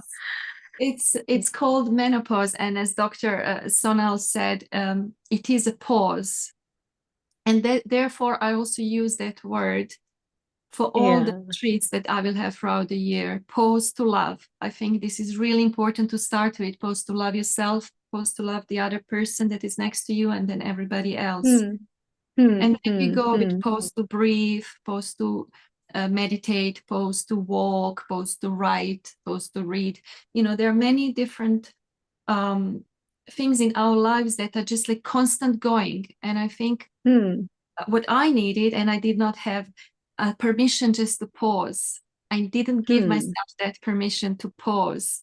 So therefore I learned the hard way and from my mistakes. So I want to really help others to walk with them through giving themselves just like 7 days to learn new habits, like how to breathe properly, how to maybe communicate to the person that is next to you without judgment, and just like really listening, but also like Dr. Sonal said, it's so important, just even if we don't understand, that we just listen. We just listen and accept other person's emotion or point of view, even if we don't agree or it's really not like easy for us. So she mentioned also mindfulness and yoga. So every day we would start to meditate, and then we would do yoga, and then we would have a nice brunch, and then we would have free time, and then we go for a walk, either the beach walk or forest bath. There is like a lighthouse. We walk through the forest to the lighthouse, get like a thalassotherapy, like the waves and the salt from the sea just like they wash everything away from you. So it is opposed to that everyday lifestyle, and you just go from A to B and rush home and cook and dine and wash and then start again the next day. So pauses are important, even for people who can't come to the retreat. I'm preparing like a 12-month long online support, like a wellness integration. But even without attending my retreat or any other retreat, it's like you can do a retreat for yourself, even if it's like a minute retreat, even if it's 5 minutes, if it's an afternoon retreat. Retreat is also, you retreat from the society and everyday busyness, and also you treat yourself. So that can be really anything, like Kumut said, maybe sharing her stories and her knowledge with her grandchildren. It's some kind of treat for them, you know? And she's also retreating from being like this very active outwardly lady, but she's sharing her knowledge. It is so precious. And often because we kind of put older people in some special places, so it's lost. There is no this connection between elderly and the youngest parts of our society. So I think this is really important, that people communicate through generations, through genders, about the topics that matter, like health, like love, like even differences. I think we just really need to have spaces and time dedicated to that either in a relationship or in a society at large. So, Alexandra, what is the climate going to be during the first retreat in February? Of course, it's near Valentine time. What kind of weather is there in Croatia? I could show you now, just like rotate my, it's still warm. I mean, I swam a week ago, and I think I'm going to swim again. It's like not summer, but it's very, very mild winters, and the springtime is the most beautiful. So usually, I mean, the temperature, I think the water temperature is like 18, 19, and this is like the coldest that it gets. And the weather is really mild. So there will be a lot of opportunity to do that, or just like take some time for yourself, because all the retreats that I organize are just, the program is the invitation for you. It's not you have to do everything, whatever is there. It's just like you choose, just like there is a buffet where you go to the people who prepare dinner for you. You don't have to eat everything. You choose what you really need at that moment. And if they are your friends, they will not really mind, even if you don't eat anything, because they just appreciate your presence. So this is the same, like people can come, they can go for a swim, they can go for a walk, they can hire a bike. There are a lot of historical monuments here. They say Marco Polo was born here, and so there are a lot of tours about that. It's just like a nice area that I decided to come also to heal from my own journey, and then just to share that, what I learned, with others. And the beautiful part, Alexandra, is that Croatia in 2024 has actually positioned itself as a year-round destination. So it's become such a wonderful destination. It's shot up in the media coverage as well. And it's so beautiful. And of course, you know Croatia very well because you trek there, you go on holidays, you live there, you've got a nice place of your own as well. And so when people come and they land into Croatia, what kind of hospitality they can expect in Croatia when you compare to to states like Florida or Spain. How would you rate Croatia as? Yeah, I would say that we are pretty simple, like really simple people. We just like to be together. We like to eat. We like to dance a lot, and we like to joke. And we have kind of a very direct sense of humor. There is like no sugarcoating. Like when I came home, like to visit 3 years ago to my hometown, all my friends, high school friends, the first thing they said, "Oh my God, you're so fat." So it's like very direct, you know, it's like, and nobody gets offended because it was the fact. I really gained a lot of weight and nobody made fun of me, but they just said, "Oh my God, you just gained so much weight," but in really like a very direct way. So people are sometimes like very straightforward. So it has to be kind of thing that you like. Sometimes it's too much for somebody who is not used to that because people are just direct and honest. And the food is delicious. The climate is wonderful. If you like the sea, you have sea. If you want mountains, we have mountains. We have here bears and wolves and even jungles, places that people didn't go to, and even the like caves and a lot of where I come from. It's the flat part of continental part of Croatia, so it's just like a lot of agriculture. There are many national parks like Plitvice Lakes and Krka. We have Zagreb that people fly to, or Dubrovnik that is kind of on the south of Adriatic coast. So yeah, they just said that Croatia is, I think, among 10 countries that were the most Googled in the world in 2024. And Kumud is here. Actually, she traveled to Croatia. She drove there, and she had a good time. So, Kumud, you had a good time in Croatia. When did you visit Croatia?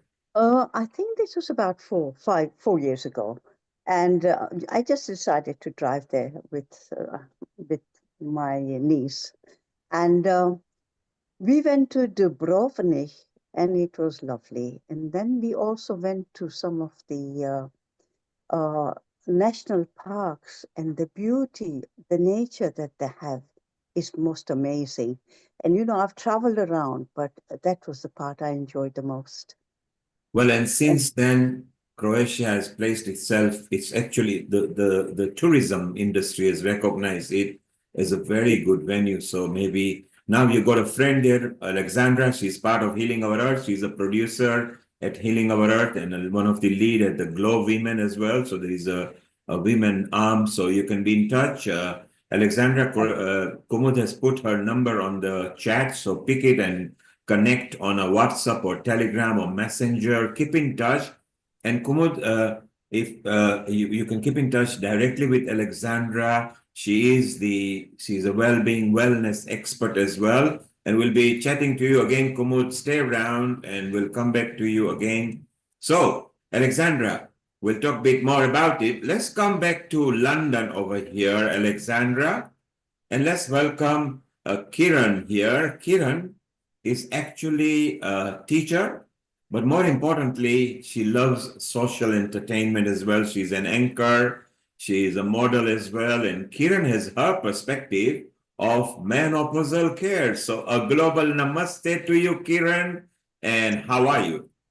Global namaste to everyone. Thank you so much for having me on this forum. I'm just overwhelmed. I'm so delighted. I've got so much knowledge today and talking about menopause, because often this is a subject which is not talked about very easily, and we really need to be looking the other way. We do kind of even feel that a product of menopause is also loneliness, because we feel we are not supported. But I'm so glad that we're talking about this right now. My take is, I would say it's me, no pause. So I would say if anyone who's going through menopause should just take a moment to kind of, focus on their well-being and take some me time, as rightly said before in the forum, that this is the time to reinvest in yourself and to feel that you have to look after yourself first. And obviously, friends and family should always be there to support. So they should also understand what women go through at this phase and, how they can help us. Self-help is what I'm going to talk about very quickly today. Number one is obviously, it's been covered largely, is exercise, meditation, deep breathing, taking time for a walk. And obviously we cannot, kind of regulate our body temperatures as well during this period. So taking supplements like magnesium at night can help us. There's a lot more we can do. We can have some good body massages, which can kind of, Shirodhara, as, it's been said before, Ayurvedic massages with Ayurvedic oils that can help us. And also having a very good support network of women helping women. I think it's very important that, we kind of have that and we support each other in this journey. I'm so happy this is a global platform and, we don't feel alone. There's so much support, there's so much love, there's so much knowledge sharing, and there's so much care. So thank you so much, Neil, for having me here. And I'm so glad I'm part of this platform today. And thank you for listening to me. And so, Kiran, can you also tell us, for the men who are listening on the social media and partner channels, what tips would you give to men? What do they need to understand? Because sometimes women themselves don't know what they are going through. So how would you get the message across to men so they can start becoming compassionate and understanding? That's a very good question you put out there, Neil, because I feel that specifically in our Asian community, there is a little bit lack of awareness and support when it comes to our spouse or partners. I think rightly said before that we should have some kind of, knowledge sharing discussions where, not just like women on the forum, but also their partners joining and learning more like we do for our, prenatal and, postnatal maternity. So there should be some kind of, I don't know if NHS can inculcate that and incorporate things like that, where we are spreading more awareness about menopause and how to support women, because it is all about an emotional roller coaster ride. And we can be our best, in a day, and in the same day we can be at our worst. So it's nothing to do with anyone. It's nothing personal. It's just the way our bodies are reacting. And we are also getting used to that feeling. So it's very important for people around us, people who love us, to know how to support us and be more kind and compassionate.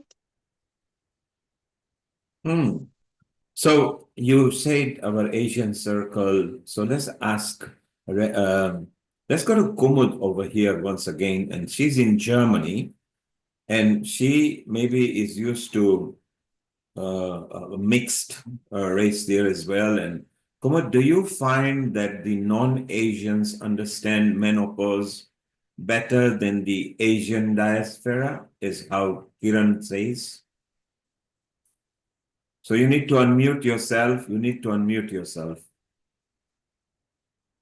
If you press the unmute, look, I'm prompting you to unmute. So now I'm there. Yeah. Just saying about the family, I would say the family has to be aware of it. I'll give you an example, conversation with family, children and something. I had my grandson, I don't know if there's time to talk about this, but I said to my grandson, I think my bones are not as strong as they were before. And this 9-year-old boy said, we have to eat more calcium, you have to have more milk and more other products. That might help you, Grandma. So they are things that they pick up and they will help us. So, when I said, I've managed to do all this, electronic stuff here and there. And he said, you are great, Grandma. Not a lot of them can do it. Now, awareness with children and to communicate with them and to involve them with, whatever it is. You tell them, if If you got headache, maybe I'll rub your neck. But he passes on to somebody else. But then when I have got headache, he'll probably come up with his suggestions. So I think to communicate and have this time together as a family is an important time. And that is the therapy, I think. That's also to bring up everybody more together. And that should work. But not only, like you said, in the Asian family, mother has less to say because the men have that other power of managing money, whatever. But these days it's different. So even if, we all do the same and have breakfast or get together, but tell them, oh, I'm feeling funny and I don't know why. And they will come up with ideas. But if not, they find out more and they even be prepared to tell you more. So Kumud, what you are get saying, everybody involved. so Kumud, what you are saying is don't keep it to yourself, even if you don't understand. Try to share with others. Who knows? They might come with some ideas that you haven't thought of, or at the least, they will understand what you are going through. So then it helps there. And Kiran, you like that idea that, we should get everybody together. And so just before you make comment, Kiran, let's go to Lata and see how she has tackled menopause and what she thinks on menopause. So Lata, global namaste to you. Global namaste, Neil, and the whole platform here. So, my experience has been that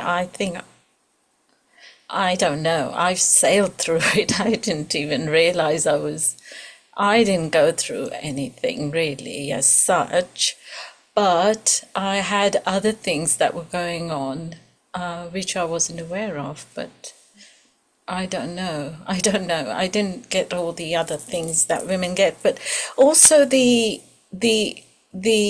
therapy that the GPs prescribe, the HRT. I think it's quite contradictory to what Ayurvedic does, which is stops aging, and the HRT actually increases aging, doesn't it? I think the women that go on it, they try to help their hormones to balance out. And in fact, it actually has some side effects such as aging.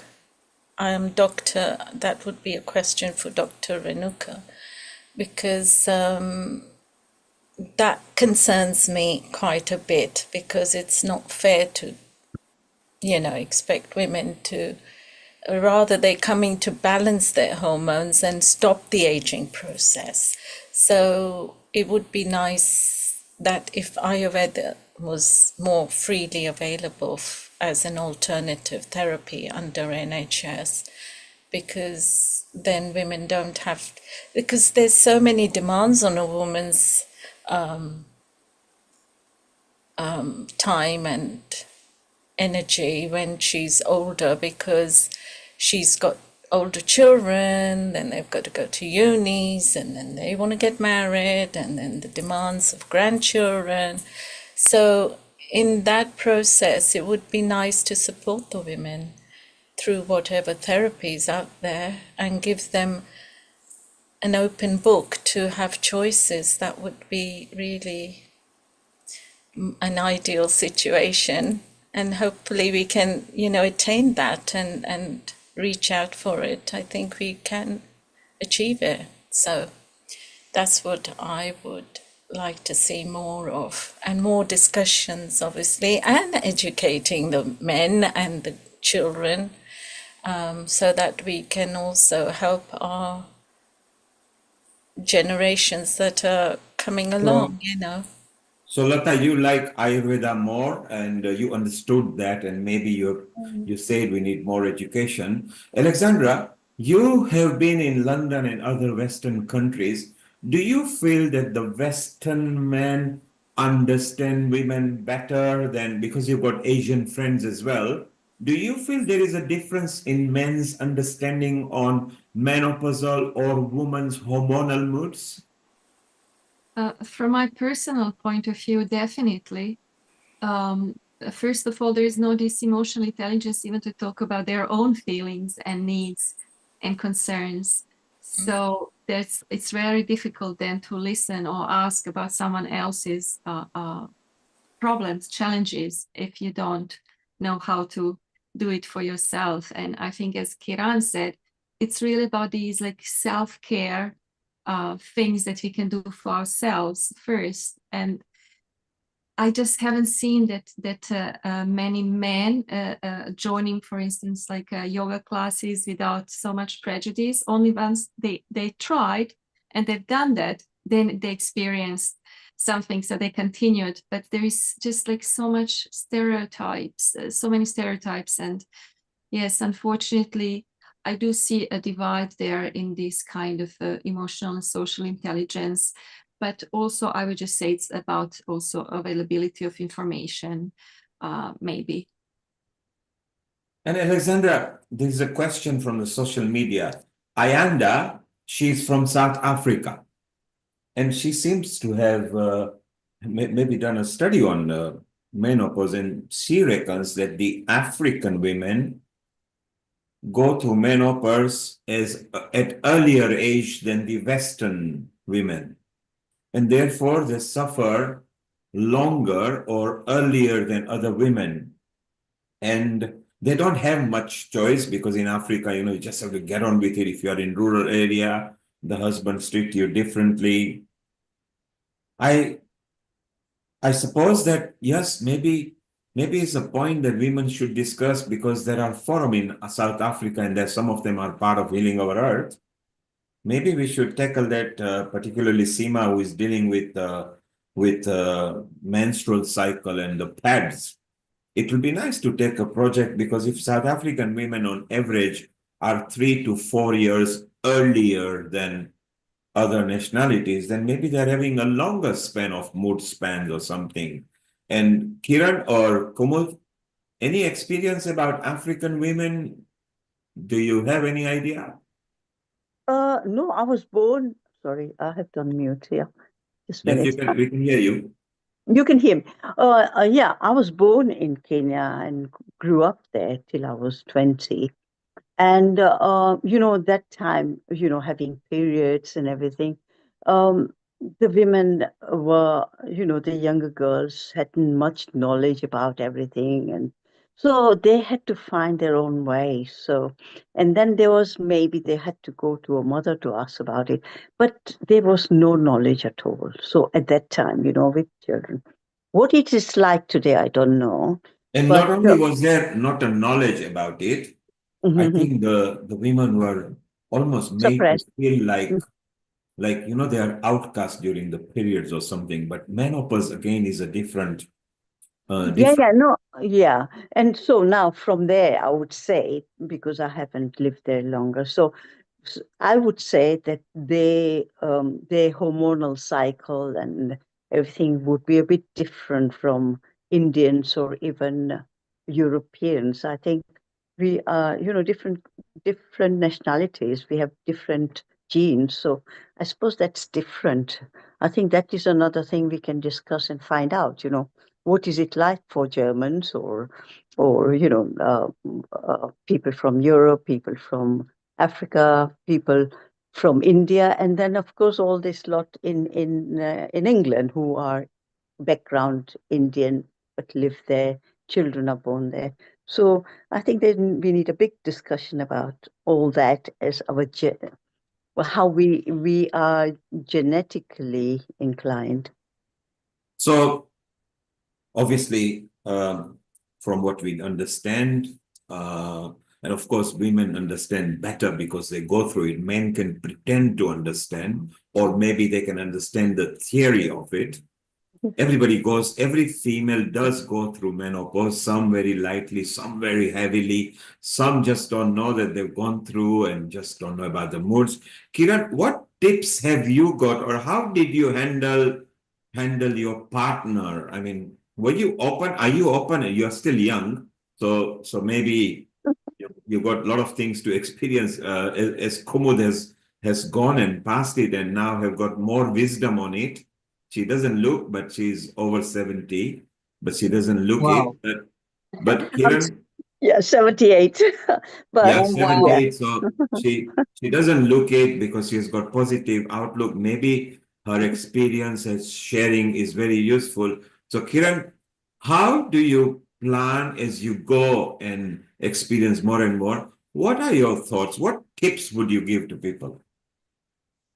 I must say, I'm very lucky that I've been into teaching here in the UK, and because I like to teach everything, I do, get to know a lot of information about women, about men, about religions, about genes, about countries. So I have a wealth of knowledge about so many things that I'm easily able to kind of, you know, um, duplicate that information at home with my son who is 19, with my husband. And I'm lucky to have that wealth of knowledge to share, which is global knowledge, because I was born and brought up in India, and I've lived half my life in India and half my life in the UK.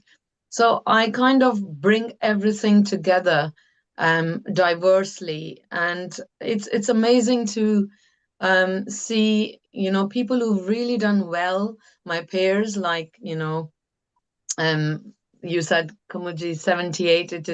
It's amazing. I can't believe it. She's amazing for her age. So I do have a very good circle of friends who are 70 plus. So I have a group which I have younger friends. They are in their 30s, but I have older friends as well. So I love to combine all the knowledge from all aspects and diversities of life and age groups.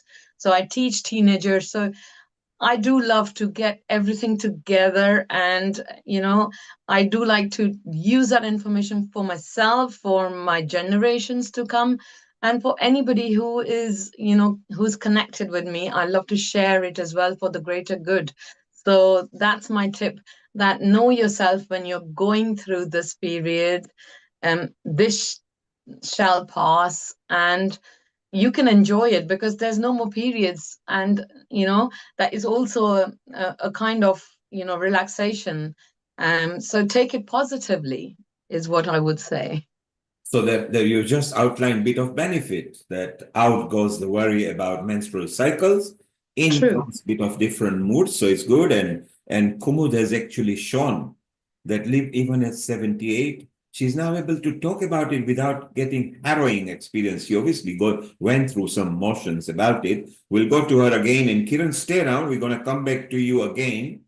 We've got more people that we want to talk to. So Kiran, stay around. We'll chit chat again. Kumud, stay around. We'll be back with you in a moment. Alexandra, let's go to Dr. Barbara Kubika over here with her perspective of this, because it's so nice that different nationalities, different people, different age are sharing their knowledge to us. And then we'll chit chat with Barbara, Kumud, and Lata and everybody, so we get more idea. And men are enjoying. And just while we are talking about it, those people who are listening to us in East Africa and South Africa, it seems that the local African women, the origin, people who are local over there, they do seem to be slightly ahead in getting menopause. So maybe it's a subject that we will talk. But Alexandra, let's welcome Dr. Barbara, the smiling doctor over here, and let's see what she has got lined up for us. Over to you, Alexandra.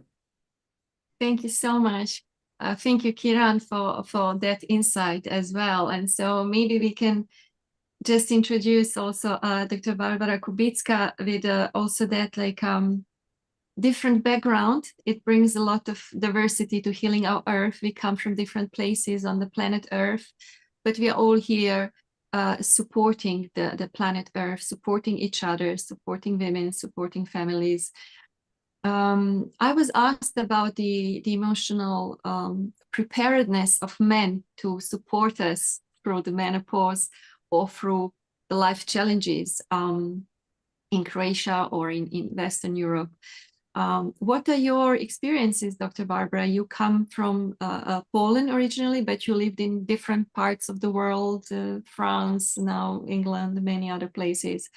So good afternoon. First of all, start with saying hello. Thank you, Alexandra, for having me here, and thank you for this beautiful introduction. I would like to introduce myself briefly. As you mentioned, yes, I'm a medical doctor. I specialize in aesthetics, but I've always a very holistic approach to beauty and aging as well. And when I started 15 years ago, subject of menopause was not present in aesthetics at all, and it's never been even mentioned, even in my studies. It's never been anything that's been addressed, which is actually shocking. And but what is great over the last, I would say, and I initially introduced that part as well to the clinic, bioidentical hormones, and it hasn't been popular at all. But I have to say that over the last probably 5 years, it's been a very open discussion, which is amazing change and a huge improvement. And it's global. It's wherever we go on conferences, we have the sections for women going through menopause from the point of view of skin and health and hair, mostly the issues that physically we deal with.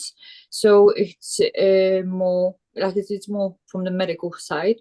When it comes to emotional side, obviously we see those ladies, women who go through the change a lot and hear all the concerns, but it's not something obviously that I would directly address. We can just support them in the process.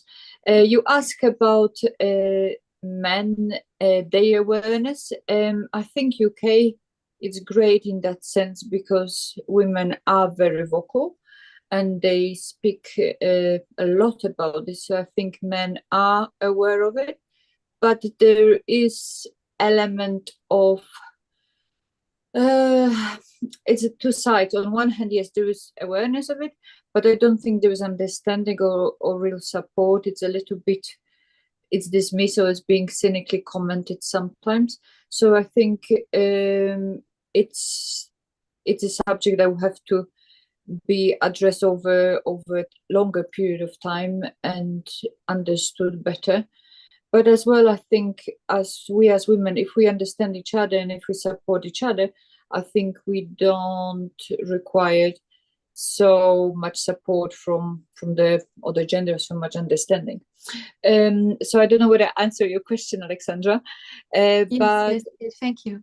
I feel like yes, there's still a long journey, and even in I planned it's kind of coming in the in focus. But even in terms of medical doctors, obviously, fortunately, there's more now female doctors specializing in those subjects. So there is more understanding, I guess, of that. But as well, I think men slowly are more open to understand and talk about this. One very interesting fact, I don't know whether you discussed about that we humans, or we women, we are the only mammals, but only whales have menopause. No other animal go through that biological change.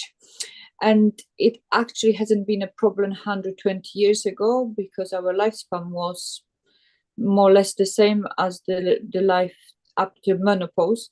So it's almost like our body, it's not catching up biologically with the changes of a longer life, but it's finishing in the sense of obviously of a reproduction. So it's something that it's, and then addressing the comment about women in Africa facing this issue earlier, if what I understood what you said, it's because obviously with less stress and more healthy lifestyle, we extend the time when menopause comes. So therefore, there is a slowly change in that aspect of our biology, but it does take long term to adjust. So I think there's a lot that we have to face in understanding and as well in making that transition easy. But then as well, from the medical point of view, there are many things that we can do to support the process, to make it easier, to make it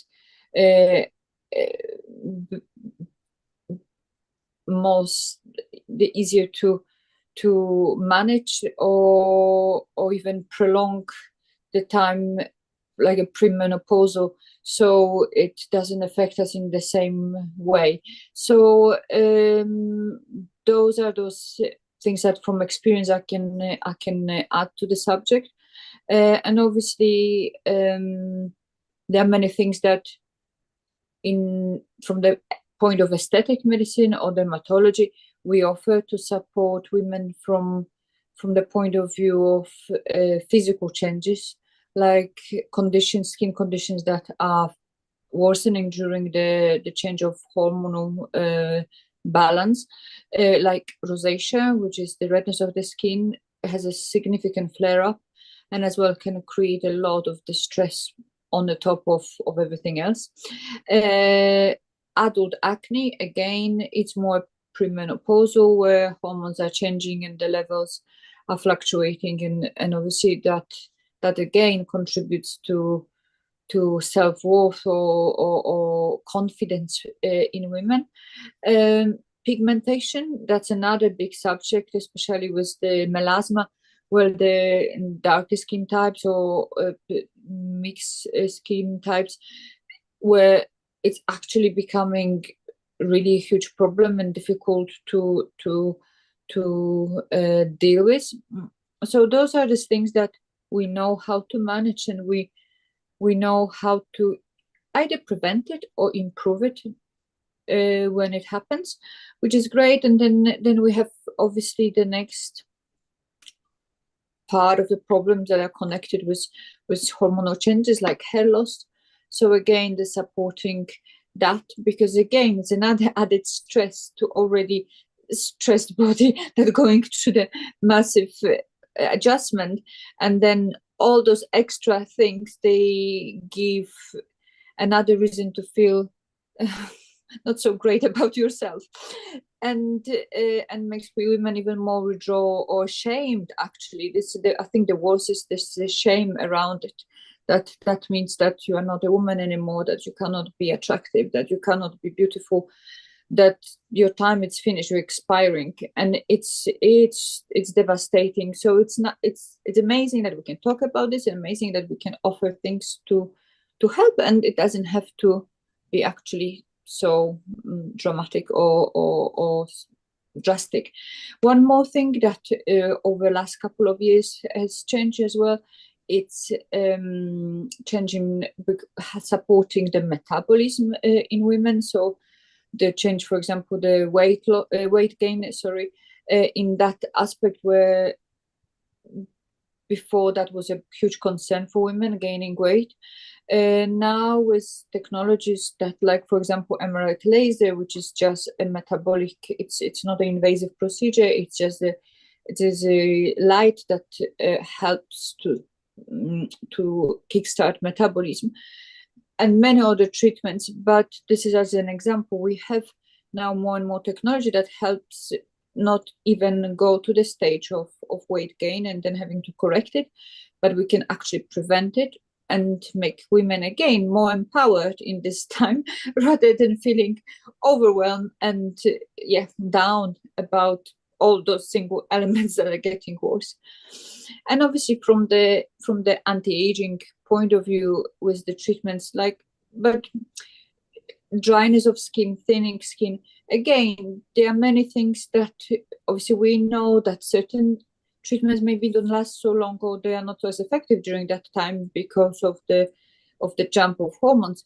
But they are more and more products and companies that understand this, so they bring a different product that can adjust that as well, which again is amazing, because we have more tools to help women, to help each other with this process. So I think from the Western point of view, because it's where appearance is so important, and especially in the public eye or in corporate environment, women environment is ageist. So it's amazing that we can help women to feel that they have still a role to fulfill, and that we can make them look that they fit in, that they are still part of active life. And I think that's from that story that I initially said about the menopause being close to the end of life in, let's say, 120 years ago. Now we have extra 40, 50 years that we need to stretch and feel.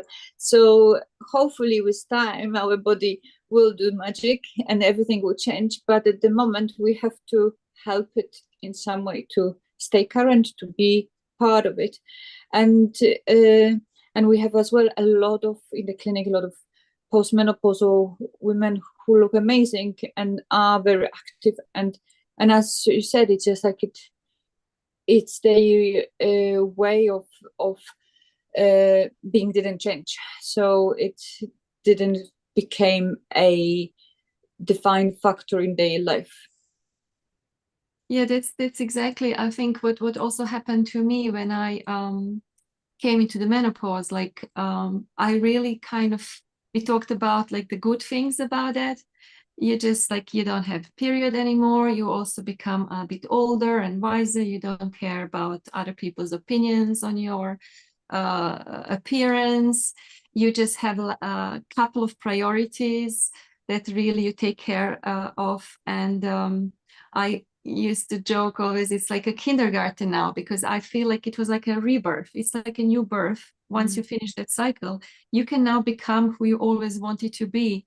Like, I mean, Kumud, 78 years, I can't believe this, it's just amazing. And so this is I just feel like I'm in I'm just starting now. I don't feel my life finished at all. I just think now it's just starting, but the way I want it, not anymore by all these conventions and all these expectations that I had from myself and others. And Alexandra, pretty soon we will be having more 75-year-plus women on Healing Our Earth as we move to America with Sharon and Connie and Maureen. They're all over 75. So we'll get more knowledge. But Barbara, you in your talk mentioned about losing hair. And people have started sending comments on social media. That is a very important part, because when it comes to aesthetics, which is what you are an expert at, hair loss for a woman is not something very easy, because the beauty of women is their hair too. So they would like to get some tips. So first, let's remind people, if you wish to visit Barbara's website, it's quite exciting. She's also got an exciting project called Project Bathing, the Bath Project, but it's to do with bathing, and she'll tell us more about it.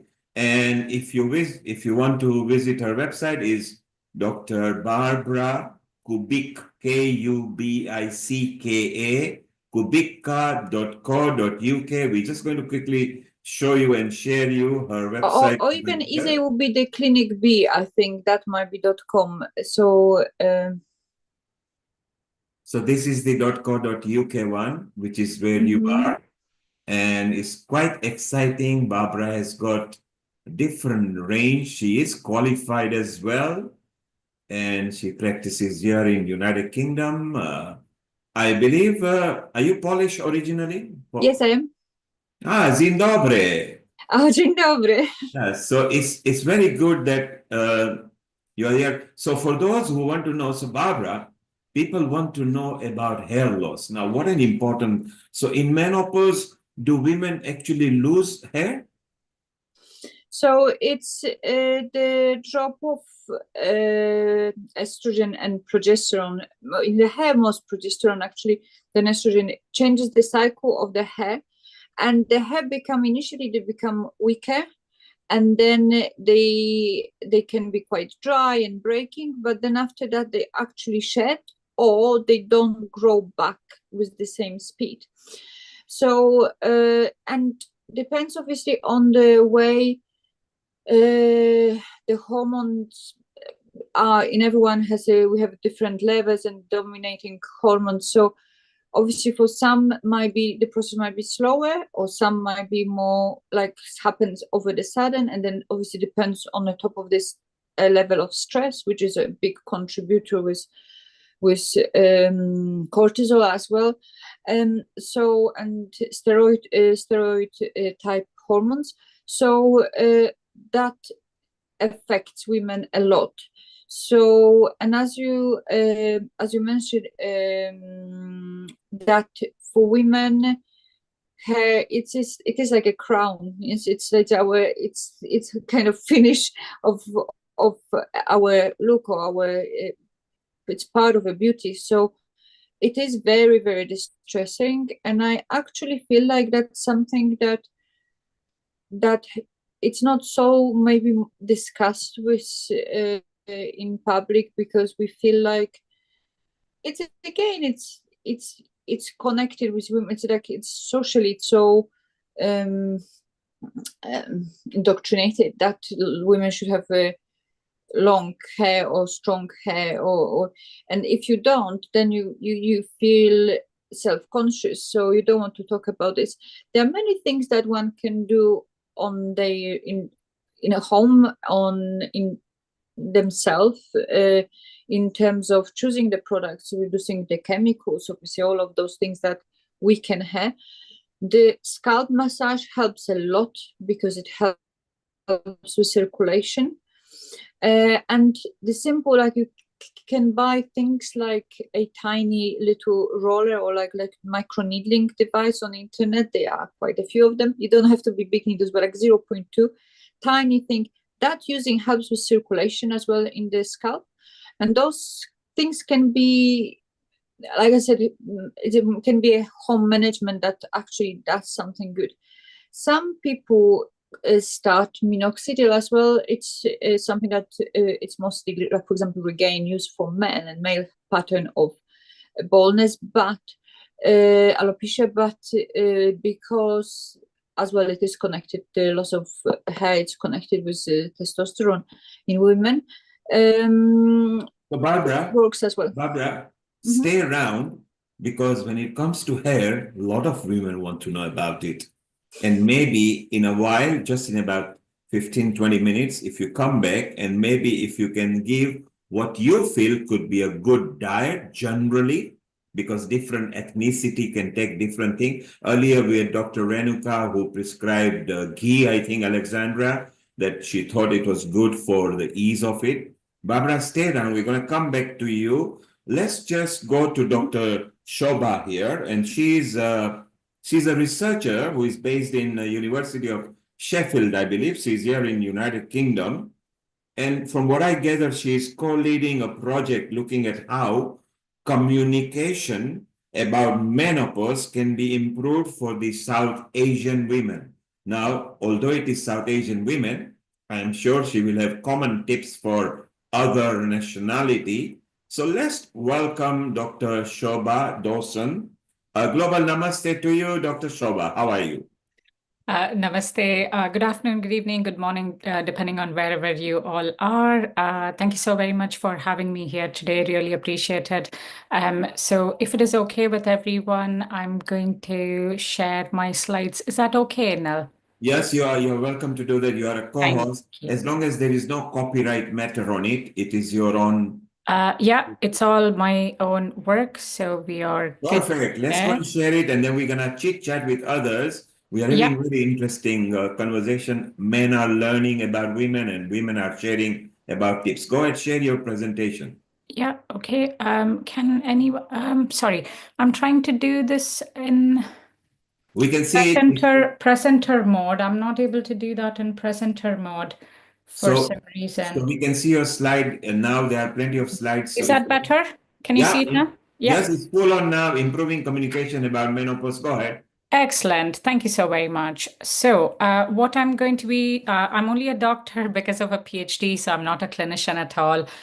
Just putting it out there because I know that today has got a mixture of different individuals giving you different bits of information and advice. So, what I'm going to do to begin with is start by talking about a small project. So, the idea for this project actually came from the community in itself. So this was when I was based in Bristol, which is a small city in the southwest of England. For this particular project, I also worked with colleagues in Oxford and Kiel. We each looked at different topic areas and different populations. But for the purpose of today's presentation and discussion, I'm going to be specifically talking about the work that I did. So this was specifically with women from South Asian background.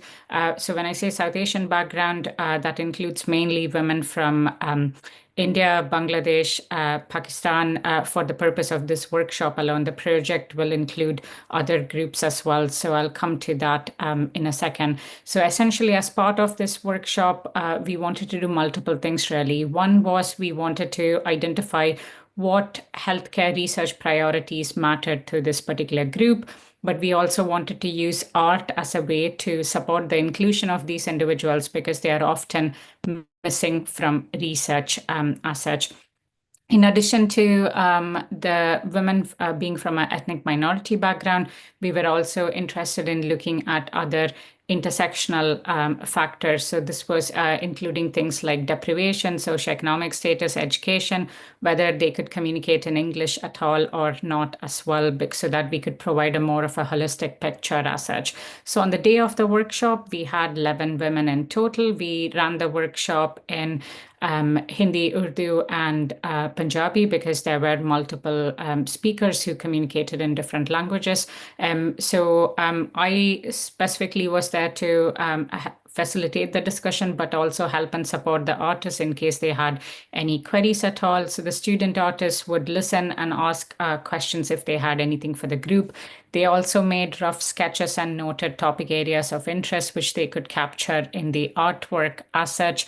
And subsequently, they shared an artwork based on the priorities for research. And draft artwork was shared electronically with members of each of these communities to ensure that we reflected their concerns and priorities as adequately as possible. So with the South Asian women, we talked about both menstruation and menopause. This is a topic area, it took a lot of gentle teasing really to get them to actually talk about it because of the nature of the topic area and the taboo attached to it. No one really wanted to talk. So after a lot of coaxing, women opened up and talked about it. So in terms of priorities, two things came up. One was communication about both menstruation and menopause. The second one was specifically around the education and support for women to engage in these discussions as such. So it's all well and good. We found this out. So what? So what we then did was we went back, sat in front of our desks to see what evidence is actually out there in relation to both menstruation and menopause, in relation to education and support and communication in itself.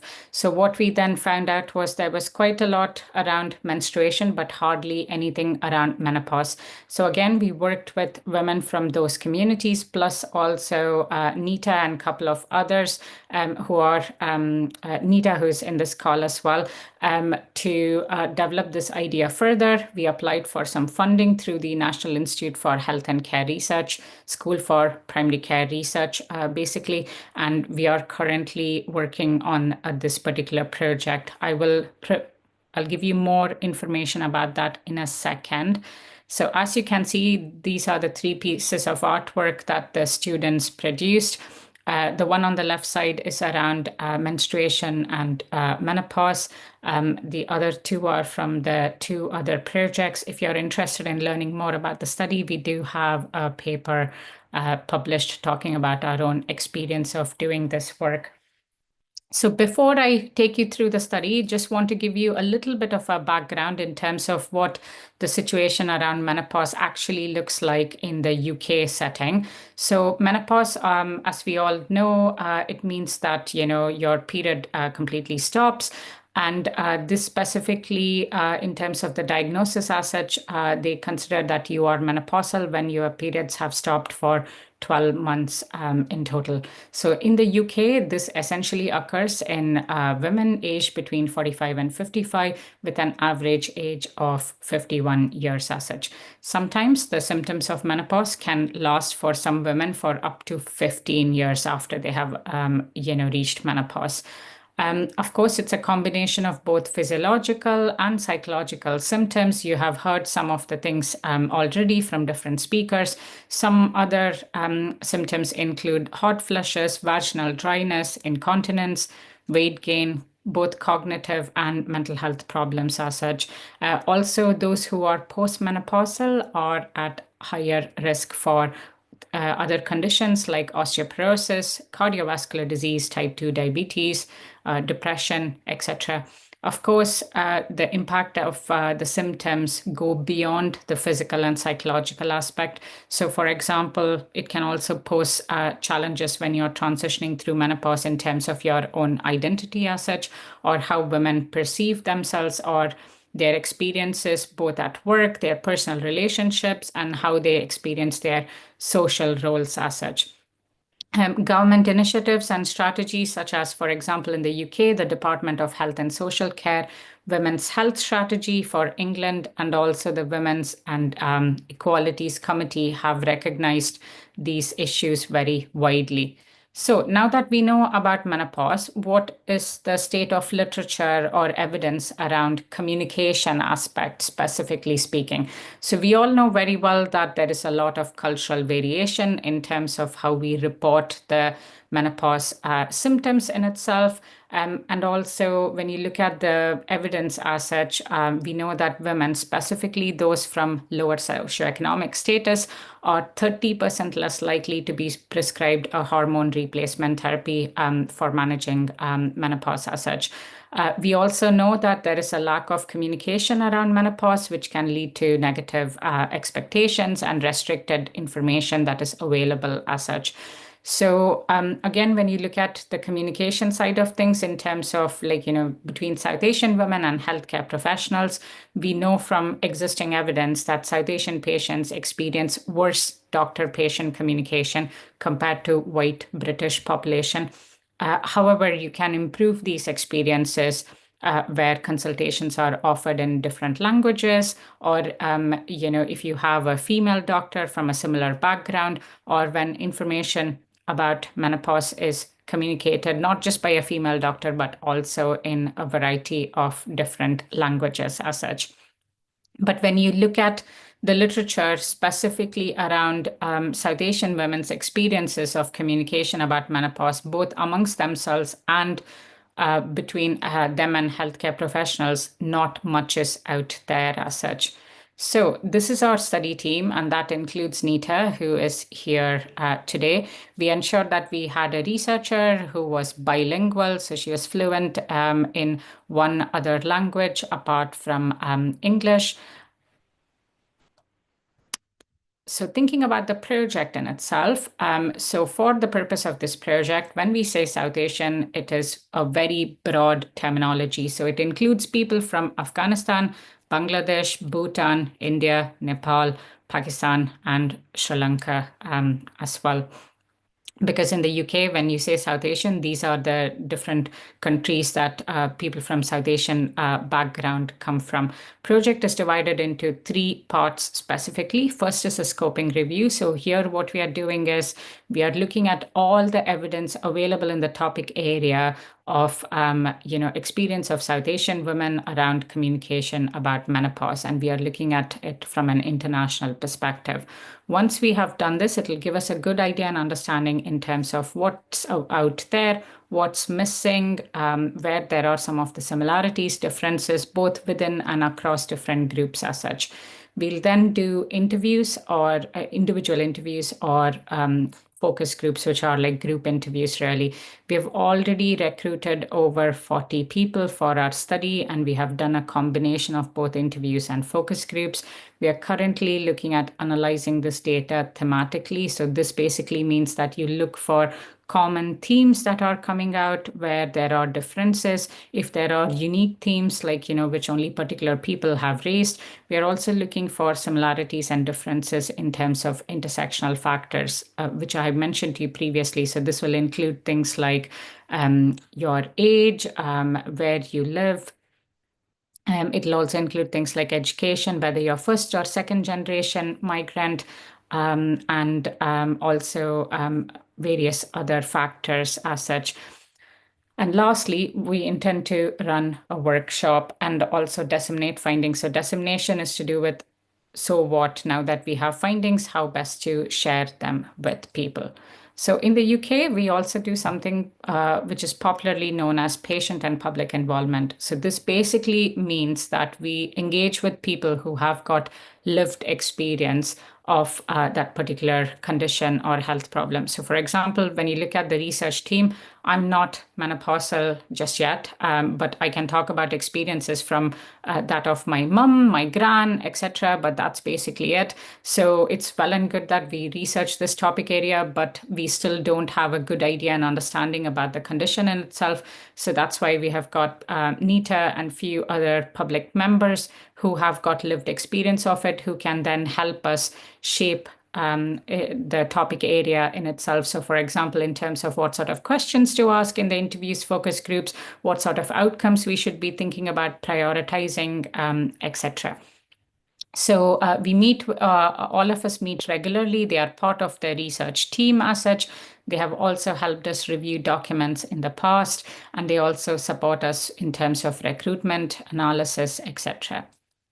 So one of the key aspects for this study was that we wanted to ensure that we make the research as inclusive as possible so that everyone who can potentially benefit from this research study has the opportunity to participate in it as such. So we ensured that we had people with lived experience involved right from the get-go really, because as I told you, the idea came from the community in itself. Again, we worked with people from the communities to work with us in terms of shaping the idea, to get the funding, and also throughout the project, we are working with them. We also have all the study materials, including patient information sheet, which is what the PIS stands for, is available in different languages, including easy read format. This essentially means that we have pictures with simple text underneath it. This means that those with limited proficiency in English, it is accessible for them also. In addition to this, we have got audio recording of study materials in different languages as well, and we are taking verbal consent rather than just sticking to written consent. We also have a small reimbursement available to study participants, but our public contributors also get paid. Of course, the amounts vary because the purposes are very different. People get given a choice in terms of whether they want to do interviews or focus groups. We have multilingual field workers as such. So this includes consultant interviewers. So we have recruited someone who's a Bangla speaker. So she'll help us recruit Bangla participants.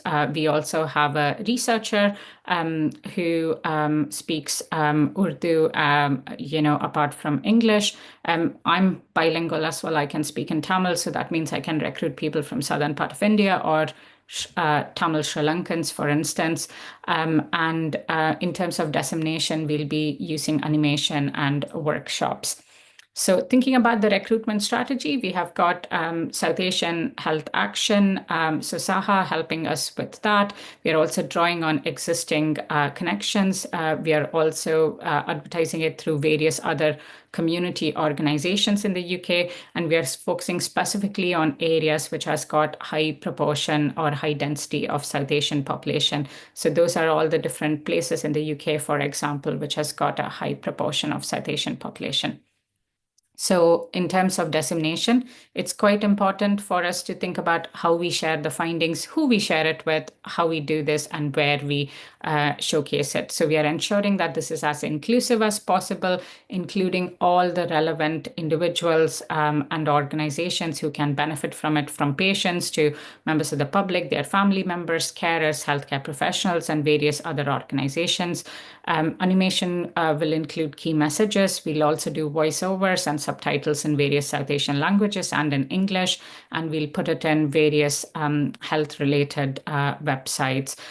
In terms of the workshop, again, we'll ensure that we are as inclusive as possible, including all the different stakeholders. We'll share the findings with them at the beginning of the workshop, then ask them in terms of how best to translate them into tangible actions, really, so that it can be rolled out in general practice. Not everyone will be comfortable to share their views verbally, especially in group settings, and you have a combination of lay members of the public, participants with healthcare professionals. So we do offer them an option of writing it down on postcards if they don't feel comfortable sharing them verbally. We'll also have an artist who will produce a storyboard of discussions so that findings are there in easy, tangible format so that we can share it again with everyone. We'll have this workshop in a community setting. So currently we are looking for participants, really, specifically those people who are living in the UK from a Sri Lankan or an Afghanistan background, because these are groups that we have still not very much made very much progress in terms of recruiting, or Nepalese and Bhutanese background as well.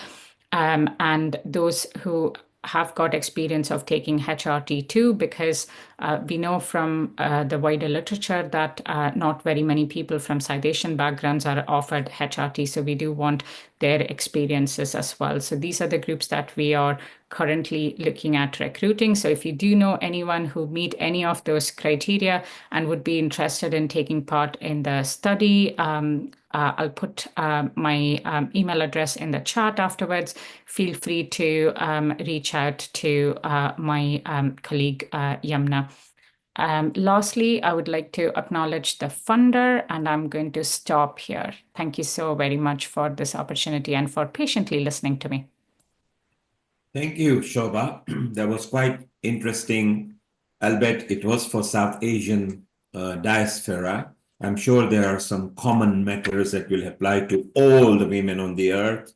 Today, we established that the African women come to menopause much earlier than the other nationalities.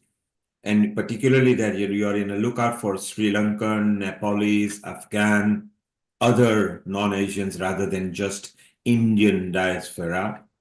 So that would be useful. Kiran, you can make a note, because Kiran, you are a teacher here in London. So if there are any women that you know from a Sri Lankan origin or Nepal origin or Afghan origin or Kyrgyzstan or Uzbekistan or those kind of areas, then you can connect with Dr. Shobha, who is connected through us from Kirit Mistry, who is the Saha organization. Amrita, if you got Shobha's phone number, I gave you the number earlier, keep in touch with her. And talking about Saha, which is South Asian Health Action, Nita is here.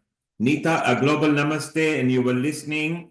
And thank you for South Asian Health Action for bringing Shobha as well. Your comments, Nita, so far? Thank you. Thank you for allowing me to join in as well. And thank you, Shobha, for explaining the project that I'm helping with quite well. So I won't talk too much about that project. I got introduced to the project that Shobha's doing via South Asian Health Action, SAHA. A very interesting project, I must say. I've been brought up here in this country. So if I had to go and see my GP, as I'm getting older, I'm getting less shy, believe it or not, as I'm getting older. But some of the things I'm learning also, although I'm inputting to the project about how the South Asian population, the way we talk about certain things, illnesses, be it effects of menopause, etc., is very different to how a other cultures talk about it. So I'm finding that very, very interesting myself. And it's really helping me to share my experiences. I'm learning from the group with my friends and how to discuss them. So that's one thing. Sarah also involved in, we're looking at, we're helping Project Ulster Project, which is menopause and diabetes. So I'm part of that group because I'm a diabetic as well as having been through menopause. Again, something that you wouldn't naturally think about, but are there differences if you're a diabetic and you're going through menopause? Are the symptoms any worse? Are they any different? Are they very similar? So it's kind of things that we're trying to bring into the professionals' minds. If you've got other illnesses, other ailments, does that affect your menopause journey? I don't know the answer to that. So yeah, it's another way of looking at the menopause journey if you have got other illnesses that are long-term illnesses that you're dealing with. So yes, please, people that are on the group today, if you know that you can pass the message on about joining these specific groups, please do that, and let's help the future generations to come not suffer like our past generation, the women have done regarding menopause. Thank you for listening. So let me Thank you, Nita. Let me introduce you to Dr. Amrita Sharma. She's the general admin at Healing Our Earth and also a senior anchor and a producer of episodes. Amrita, if you keep in touch with Kirit, who is in India at the moment, and the outreach that Nita is talking, because diabetic and menopause could have correlation. Shobha, although she is not of an age to experience menopause fully as yet, but the fact that she has taken this study with few of her colleagues over there will be very useful, particularly the South Asian diaspora, because the diet is different, the socioculture behavior is different, the stigma is different as well. So I think it's going to help so much. It will take few years because there is no pill for menopause, but there could be a way and a method how to handle it. So if you could keep in touch with Shobha and Nita, if you can put your number to Amrita. Kirit is a part of Healing Our Earth. She's a producer here. Let us find you some of the people that maybe you may not have, or at least let's share the knowledge that you guys are going to accumulate, because it will be very, very useful. Shobha, you haven't fully experienced menopause. Maybe perimenopause is your nearest subject that you might do in few years. Still a way to go. Yeah, so that's why I said in few years, maybe you will experience that. But what better than to start now, because you can start collecting data and educate. There is Kumud, who is here in Germany, who is over 75, as is Maureen, who is in Canada. Shortly we'll be visiting her as well. Maybe we will share some ideas. Yeah. And Neil, Kumud, can I say something? Yes, Kumud, if you know somebody in Germany or any other places who are of Sri Lankan origin, Nepal origin, who are in UK, then that will help. So any contacts you've got there in Germany, you've got contact in United Kingdom, then it will help of that diaspora there as well. Amrita, let's have your comment before we chit chat with others. Thank you, Neil Kumar. Thank you very much, Dr. Shubha. That was a marvelous presentation. Well, because it was specifically on a specific topic. I had been hearing as a physician on a lot of other things, but then this is it's a very much required stuff, and what all things you both are doing, it's also remarkable. So, Nita, I'd like to answer your question that you put forward as a physician. Excuse me. I think. Again, this whole cycle of diabetes being related with the menopause and a person who's already diabetic and then is passing through a menopausal stage is pretty much dependent on the lifestyle as well as the cultural background, because that also has a very big impact. Though the studies that show the diabetic person having menopause is not having that much of an effect on the menopausal stuff, which may vary from individual to individual based upon the diabetic stage of what stage diabetes the person is having, and also upon the medications what she or she's basically she's taking, and also on the dietary lifestyle tips or things what she takes up, and also the mental upbringing of an individual. There are so many people. I think this study can be done in a various socio-economic sectors in the society, where at different levels you will find the same cases of people with diabetes, the women with diabetes having different issues. But yes, that one thing is definitely there. So after menopause, the problems related with diabetes, if you're not controlling it as a lifestyle and you're not managing it with the lifestyle things, may trigger up with the cardiac issues, or maybe triggering up with diabetic nephropathy, or triggering up with neuropathies and stuff. So the range of stage of disability years of life may change based on all that, which might cause as a trigger at the menopause in a female's life. Rather than giving a symptomatic stuff, it might have a growth effect on that and how she has managed in her life. So all those individuals who have been on hormone replacement therapies with birth control pills for over a lot of age and then moved into menopause might show a different effect compared to the ones who have never taken that. Then compared to those who have been having a very natural lifestyle, having an organic lifestyle, based upon what kind of situation and socioeconomic conditions they belong to, also will show a market effect on the effect of understanding how the menopause have come to their life and how diabetes is being managed. And therefore, these lifestyle disorders may be hypertension, or may be diabetes in all those cases, or any other issues in relation to that, will be markedly diverse based on all these factors, which can be one of those critical areas that are important to be studied before we come over anything else. That's what I had to say. Thank you for that. I think where I was coming from was sometimes the symptoms of not well managed diabetes are very similar, like dryness, loss of libido, change of mood. That's also connected with bad management of diabetes, when your sugars are high or too low in that. But they are similar symptoms to a person to a woman going through menopause. So is it the diabetes that is not controlled, or are they actually going through perimenopause? I don't know, because the symptoms are very similar.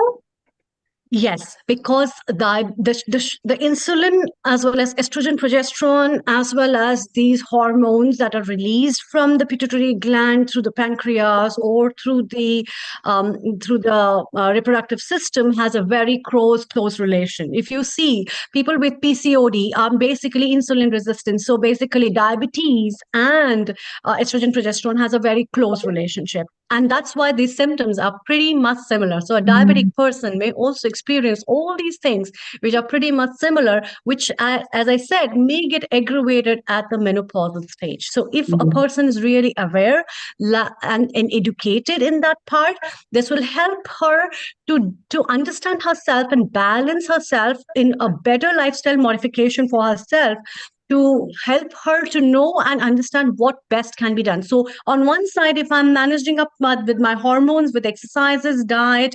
meditation and stuff, on the other side, I'm also controlling my sugar levels. That will help her in harnessing her better well-being status on physical, mental and emotional basis. Yeah. Thank you. You're welcome. Thank you. So this is so wonderful that we are sharing information.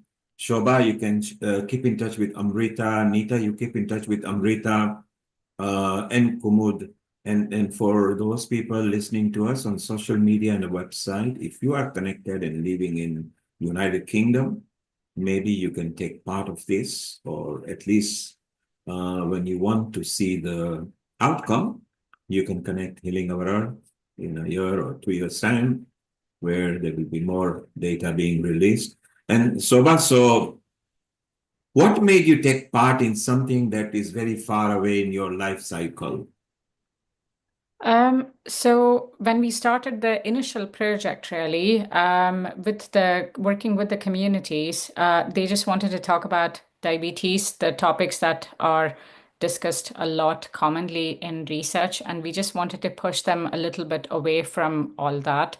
And a couple of things that the community members talked about was issues around menstruation and menopause. And as someone who's gone through menstruation, and I recall that when I joined the call, someone mentioned, possibly it was you, who mentioned about how with menstruation, quite often women are like, isolated, culturally, the way you get treated, etc. Growing up in India, it was very similar for me in that sense. And on one side, you have, menstruation in terms of your early part of your life. And the latter part of your life as a woman, you go through menopause. And it's something I've heard my mom talk about a lot. My gran, on the other hand, never really spoke about it at all. So it was quite a natural thing to then just start focusing on it. And what people don't realize is it's part and parcel of being a woman, and it's a normal and a natural process. And there is nothing to be ashamed of, or there is nothing to be stigmatized about, really. Just because of the way things happen doesn't mean it's okay that it should happen in that particular way or should be seen like that. And also with menopause, people just go through that process without necessarily thinking about the fact that, oh, this is something I can actually go to the doctor and ask if I can get any kind of support for it or not. They just assume that, oh, it's a part and parcel of the life, really, that you go through, and that means you just put up with it. And you don't need to just put up with it. It might not have a adequate treatment in the most straightforward way, like you do for diabetes or for other conditions, but there are ways to still manage it as well. So hence, that's what brought about, really, in terms of working on the project. And as a researcher, I don't really have a specific healthcare topic area of expertise. I do more methodological work, really, and quite a lot of that includes working with different ethnic minority communities. So so hence here, and hence talking to you all about this. Thank you again for this opportunity, though. Really appreciate it. And Shobha, that was a very good presentation. Kumud, who has been here since the start, has been listening as well. As Kumud, you saw the presentation that Shobha actually showed with our audience over here.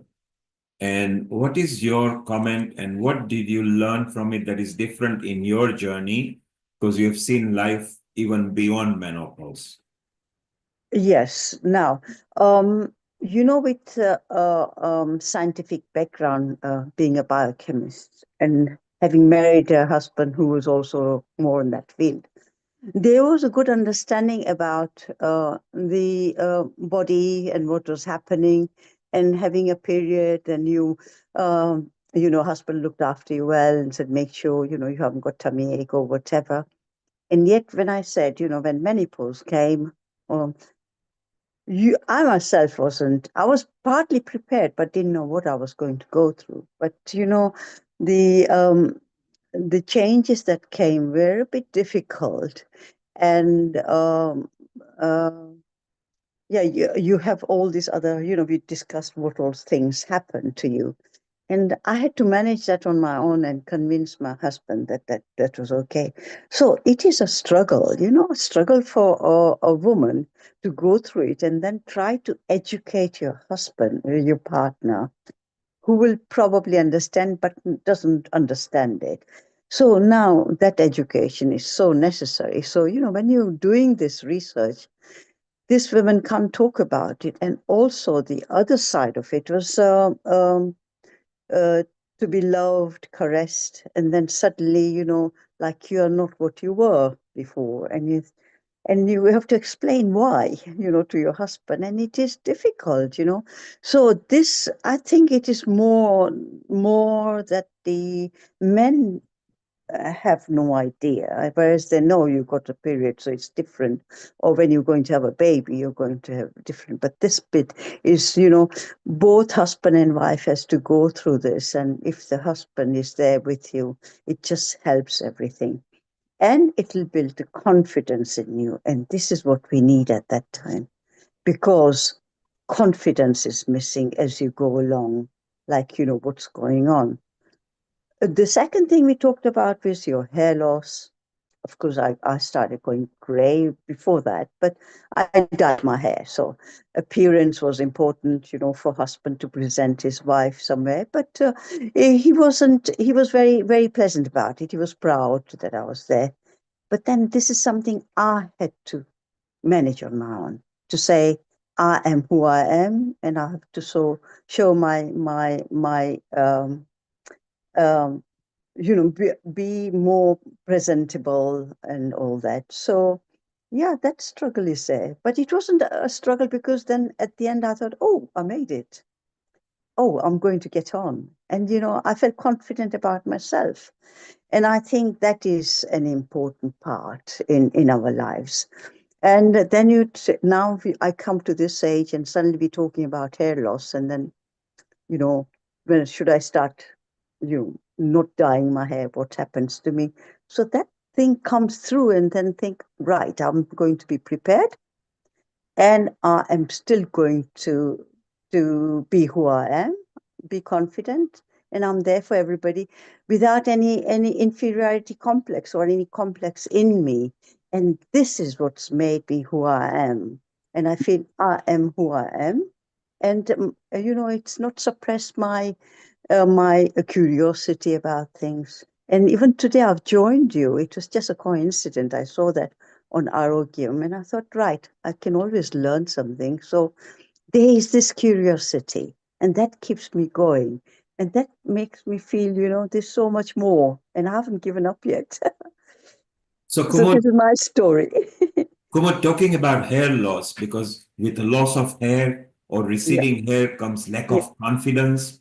With a lack of confidence and loss of hair and the hormone imbalance, a lot of things are happening in women's life. So what I want to ask here is, Alexandra, did you lose hair? Yes. I really, my menopause, like perimenopause, lasted really almost Honey? Can you hear me? Like 8 years. Yes, we can hear you loud and clear. Go ahead.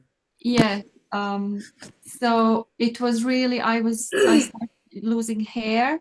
And yes, Kumud, I also stopped dyeing my hair then. And yeah, now it's kind of recovering, but it took a couple of years of really not being happy about that. It's like what Dr. Kubitska was saying. It's like, our crown, we like to have hair and to be proud of that. It's just something that is important to us. So yeah, Kumud, we learned so much from you. I think you joined here to learn, but we learned so much from you. Thank you for joining. And talking about Kumud as well, another person who has passed 75 and she is going strong. She has still got beautiful hair and is smiling. She's in Canada over here. Shortly, she will be talking about IRT and menopause. Maureen, did you lose hair when you were going through your cycle of menopause? Well, I was too busy to notice. But yes, yes, and there are ways that we can adjust all of that balance of our chemistry from within as well, which is what I teach others and help them to wake up their internal pharmacy to rebalance their hormones and their chemistry, and in addition. That I can share other things in a moment, but I also the woman that cuts my hair, or used to, she just moved away. She is an alchemist and creates her own hair products. So there are different things that we can do to regenerate our system, whether it's herbally or with natural products, and also clearing what's underneath the feelings of all of this that we experience and all the unresolved buildup that gives us and our bodies less resilience. So there's a lot of points of view of integrative care, self-care that we can all do as women. And shortly, Maureen, we will be sharing that with people. So it's so wonderful. I love when you said we can wake up our own internal pharmacy. So you see, you've got something inside you, is mind over matter.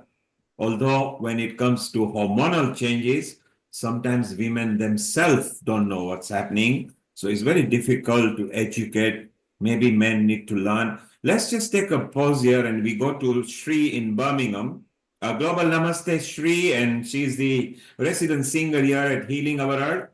She has got her ideas about how to deal with menopause. She's a singer, she's a professional singer. Maybe Shri, you can start with singing a song to us and then tell us about your ideas of menopause.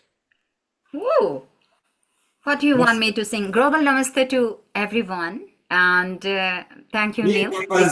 Bring people's mood on back on. I mean, everybody's happy. You've got a young person like Dr. Shobha, who is very far from perimenopause, but she is very much interested. And then you've got Kumud, who is over 78, doesn't look it. You've got Maureen, who is over 75, doesn't look it. And then you've got Amrita there in Jalandhar, Lata, who has also gone through menopause, Kiran, who has also gone through. Just sing a nice song and then tell us what you know about menopause. I'm just going to be singing something about love. Very nutcut song, which I have just fell in love with. It's Shreya Ghoshal, a very, very legendary singer. Go ahead. थोड़े बदमाश हो तुम, थोड़े नादान हो तुम, थोड़े बदमाश हो तुम, थोड़े नादान हो तुम, हाँ मगर ये सच है हमारी जान हो तुम, थोड़े बदमाश हो तुम, थोड़े नादान हो तुम, मेरे सांसों की झनकार हो तुम, मेरा शोला श्रृंगार हो तुम, मेरी आँखों का इंतजार हो तुम, मेरा ईमान मेरी शान मेरा मान हो तुम, थोड़े बेईमान हो तुम, थोड़े शैतान हो तुम, हाँ मगर ये सच है मेरे भगवान हो तुम, बदमाश हो तुम, थोड़े नादान हो तुम. Yeah, but Shri, very well done. Yes, it was very cheeky. So, Maureen, Alexandra, and those who are listening who are not of an ethnic origin, what she's saying was, you are a bit cheeky, you are a bit innocent, but you are still my life. You are my desire for my eyes, and you are like a god to me. And so it was a very cheeky song telling to the lover over there. For those who understand, that's fine. For those who didn't, I'm sure you understand that now. So Shri, yes, how have you coped with perimenopause and menopause, and what are your, as a singer, do you go into singing mode when you are on hormonal changes or anything? Basically, it has been extremely. I started having menopause. I think I realized actually something was wrong, something was not going right. But basically, my children are very young. They are 13 years, 11 years old. So I was always trying to look after them. But at the same time, all of a sudden, I started to feel that when I was trying to talk, my menopause, the main problem I started facing is that brain fog.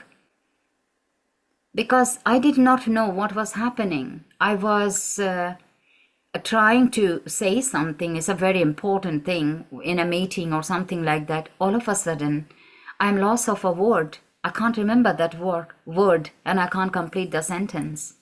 And unfortunately, I didn't know what was I did not know what was happening to me until a very, after 8 months, I have got a friend who is a doctor. And I said, I was, able to, what happened actually just before that? I was using the washroom. I put a pan on the gas.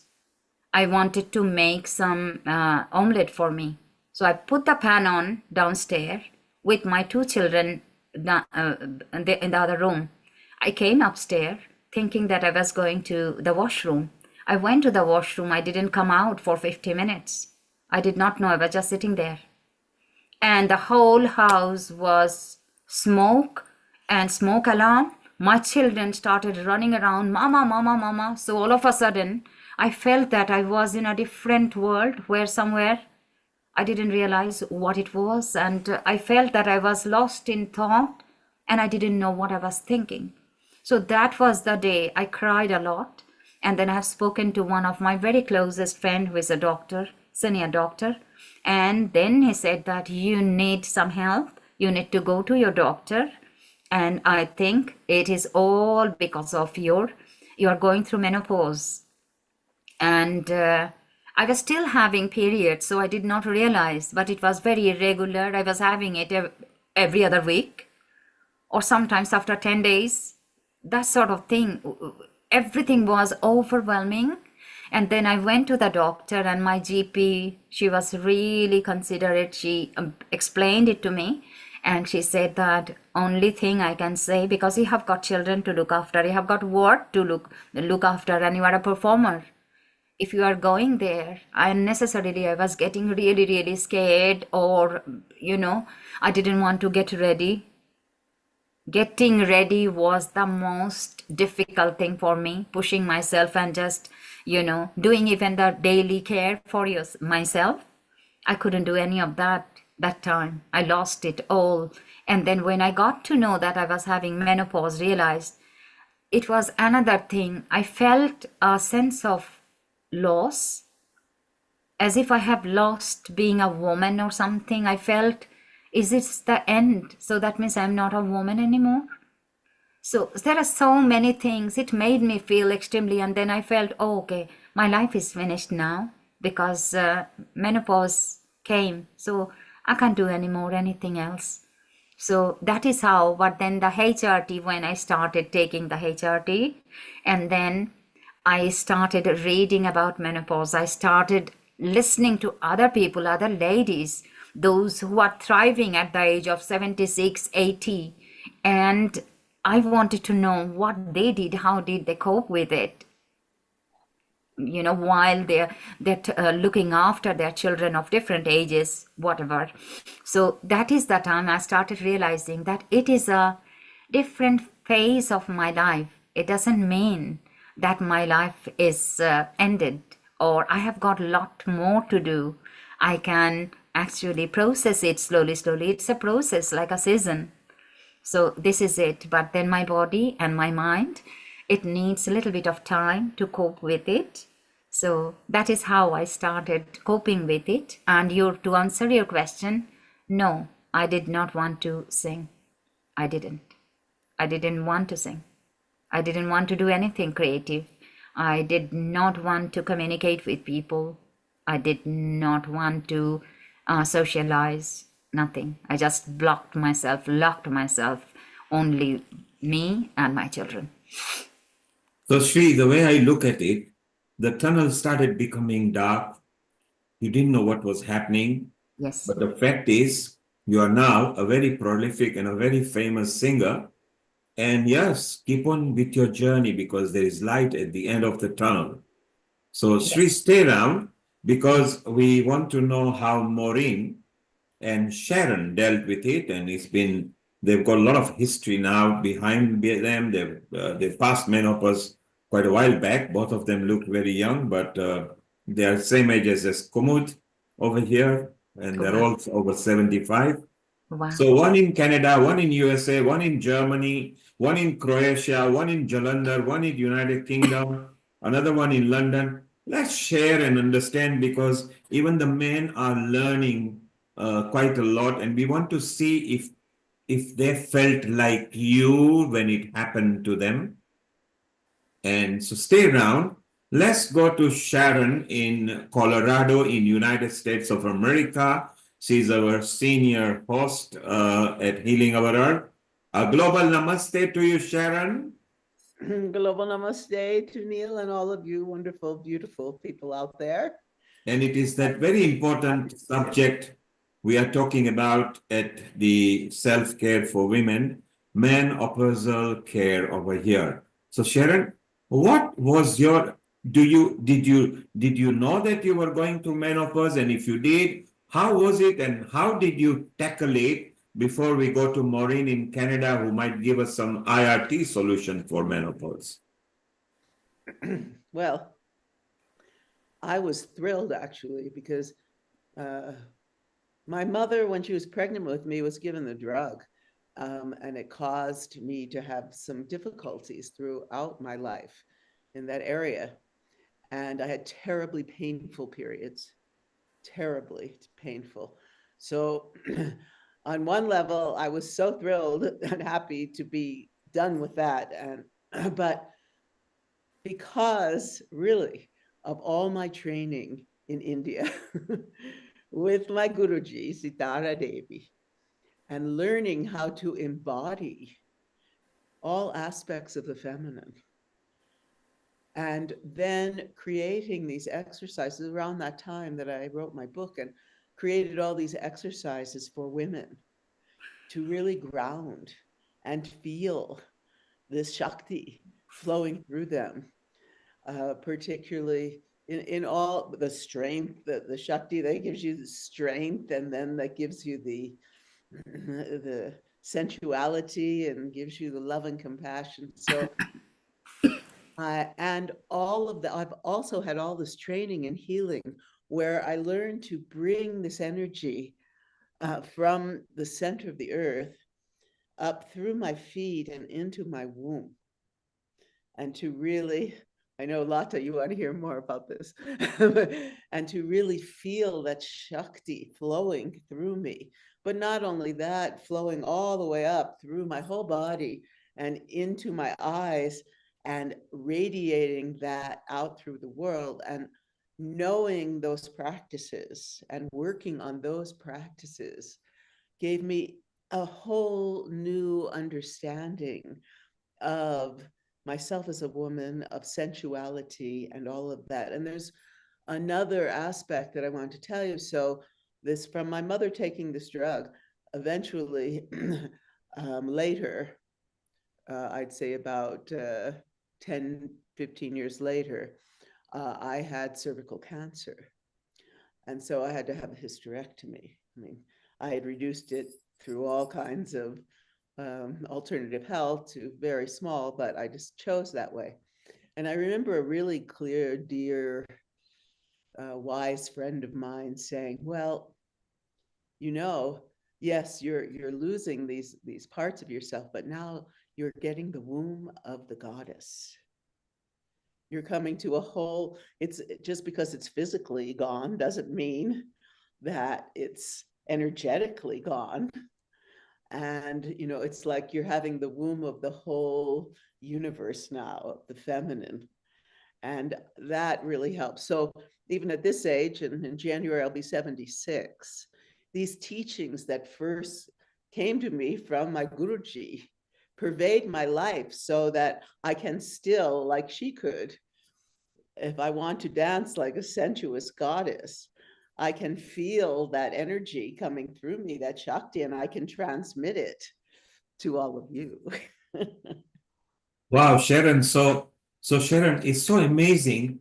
You know, I just wonder, we've heard so many different aspects of menopause today, and a couple of the contributors were positive, saying, menstrual cycle and periods gone, and new phase, so maybe positive, although menopause is not necessarily positive because it's hormonal changes. How amazing that we are sharing this thing. I think men need a lot of education on this. Women go through hormonal changes, menstrual cycle. They are like next to God because they give birth to humanity, you know, and then they go through all these things. and we still are not equal on the earth. Men still wants to rule. This is why Healing Our Earth brings subjects like this, where we can educate other people. Amrita, you, of course, are on maybe you are still young and going through perimenopause. And are you dreading menopause, having heard what was going on? And do you feel you are equipped to understand when it comes? Thank you, Neil Kumar. I have been listening to all the wonderful ladies, and I think I'm blessed enough now to get so much of education as well as empowerment. And I think this is what is women empowerment, and this is what is the aim of the Globe Women, to empower women and educate them. And also, with every word that every woman has been sharing, their experiences as a part of the journey of life gives an add-on power to yourself and finding solutions to the problems. And what if this comes? Well, that's very similar to what that person already told. So there are a lot of things that an individual learns from all that stuff. And I think, and the best master can be your mom and your grannies and whom you have seen, or your aunts who share with you, who have made you realize that, yes, this little girl is going to be a woman, and how the things change up, and how the first day of menstruation starts, and how you manage with the schoolings and everything, and the part of your journey being a woman, and then your mom and everything. But then in all that, now coming to the other part of that stuff is also, I think, beautiful. And one thing that we must not forget, that we as a women are the part of that goddess. And what Sharon told is absolutely right. So getting a womb of a goddess, a part of that goddess, has been a part from the very beginning when we are born, and it will always stay. And that essence is the most important essence beyond everything. And I think the mind is the best master to trigger you to stay young, to stay healthy, and to also feel how beautiful you are, whatever you are in. That's what I have to say. So Amrita, is well and fine to learn theory about menopause, and men can maybe even understand the theory.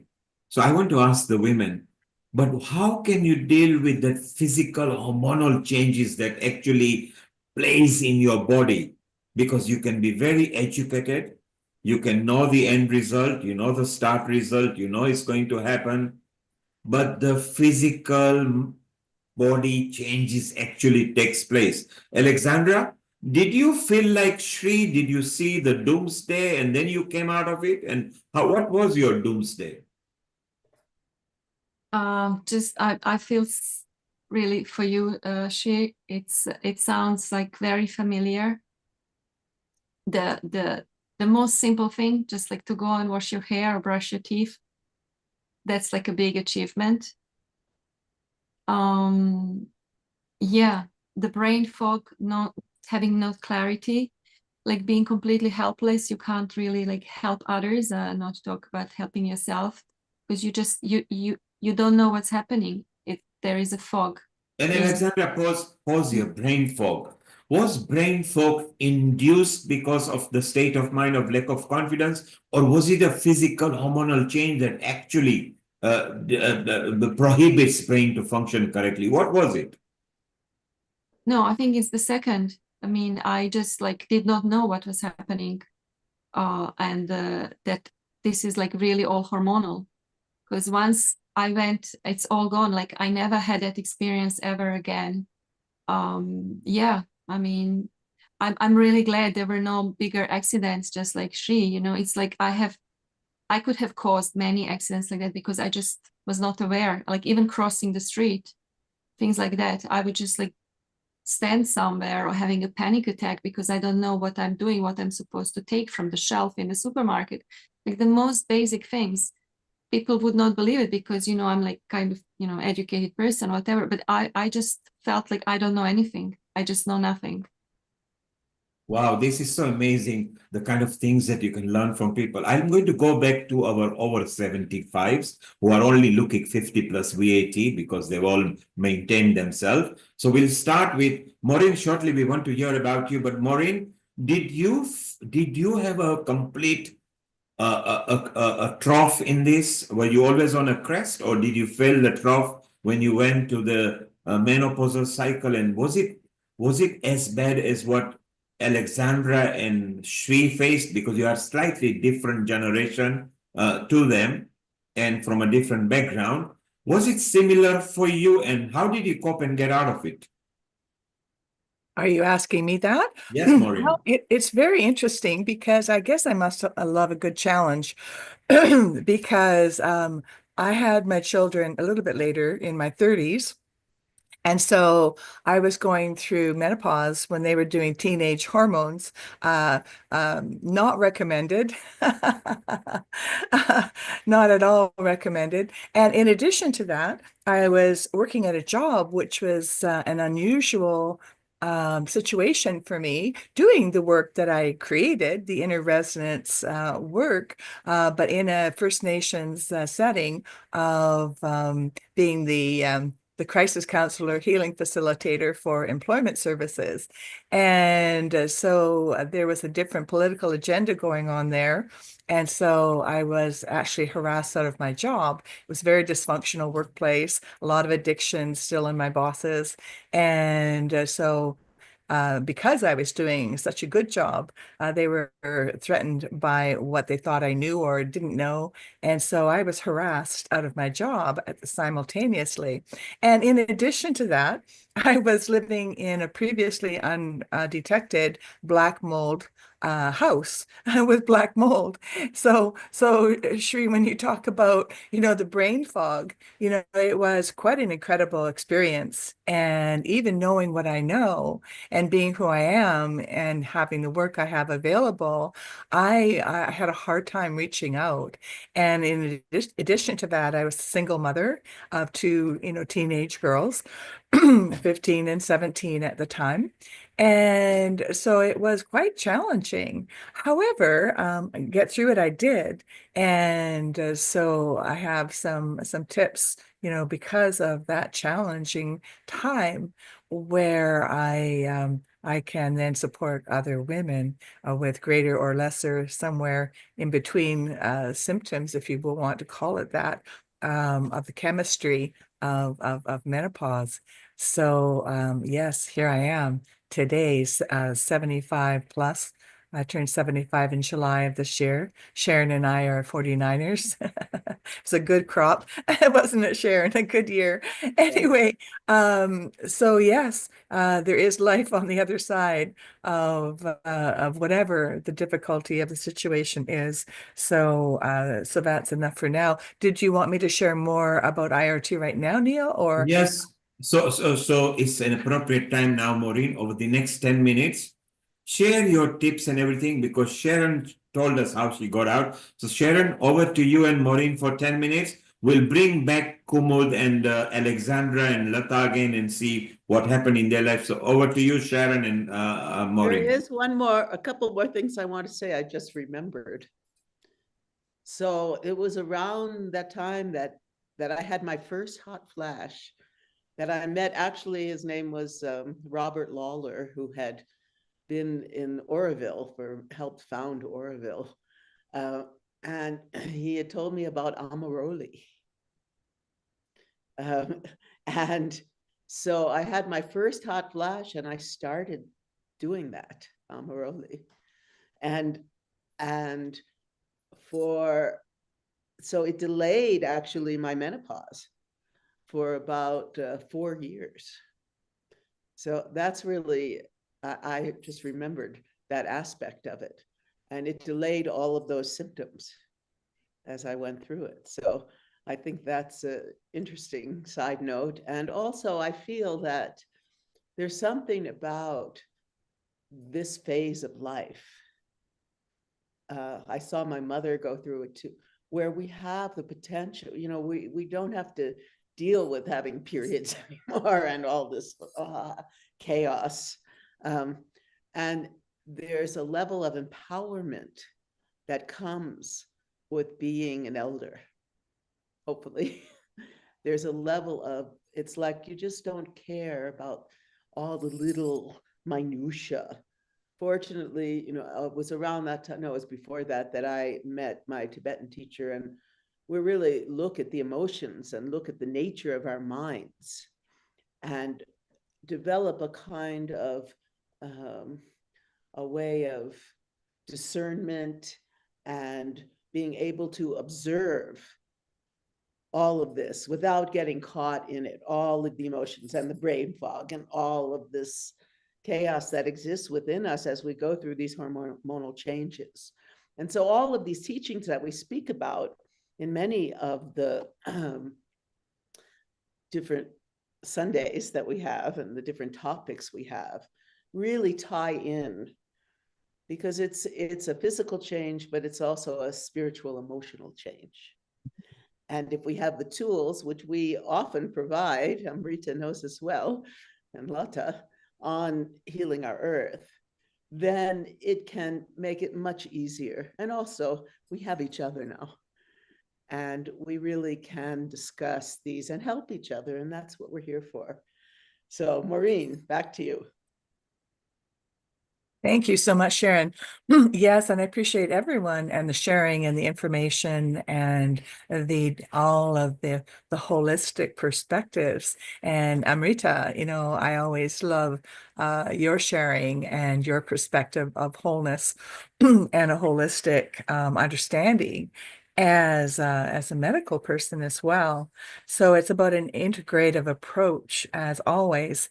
And, and I love what you say, Sharon, because, it's, the words that I've written down as I've been listening to everyone is self-love, empowerment, the power of the mind, and the balance of our hormones and integrated. And Neil, you're asking, yes, well, you have certain ways of being, and then the chemistry comes and upsets the apple cart, and then you're taken out into a different reality.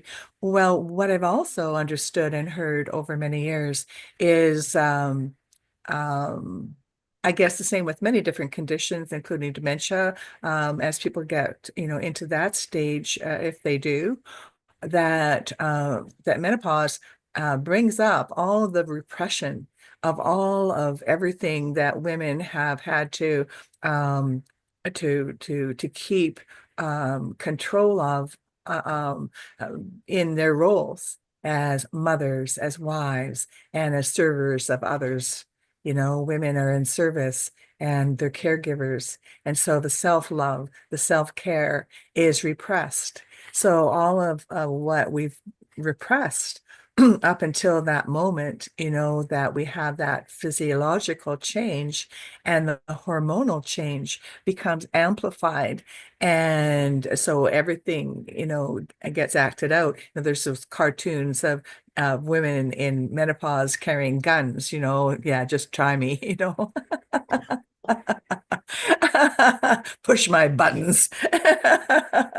And yet, it's all about balance, isn't it? So, my topic is going with the flow of menopause with greater ease and grace. And a big part of that is it gives us opportunity to see all of the unresolved buildup of repression that not only we as individual women, but as society, that women have been repressed and not given equal acknowledgement or power. It's about empowerment. So, yes, resolve the inner conflicts. That was another phrase I heard. Don't suppress, your opinions and your emotions. Be authentic. Share from your toes, all the way up. Feeling that connection into Mother Earth and the connection with our spiritual balance, and really, speak from our hearts. So, the brain fog. Oh, I know I knew that one very clearly, especially with the mold, especially with the trauma of getting harassed out of my job. And I had been resistant, so it's all the resistance that we carry within us that then combines to influence and amplify the hormonal imbalances. and changes. So we can support ourselves so much differently now that we understand the interconnectedness of our body and the physiological chemistries that are linked so fundamentally and foundationally in our emotional state. And that way, the more we clear, the more we do our inner work, from whatever perspective, whatever techniques or ways that we have of being in nature, of calming ourselves and finding ways. Music, beautiful, Shri. Sharon, your music is astounding. And movement, physical exercise, because we don't need to age in the traditional ways. And so when we take that self-love, I have a cup here today, and but the heart is facing, can you see that, with the light reflecting too much? Yes. It's got a golden heart. So, but that faces me. So it reminds me of my own self-care, which is essential.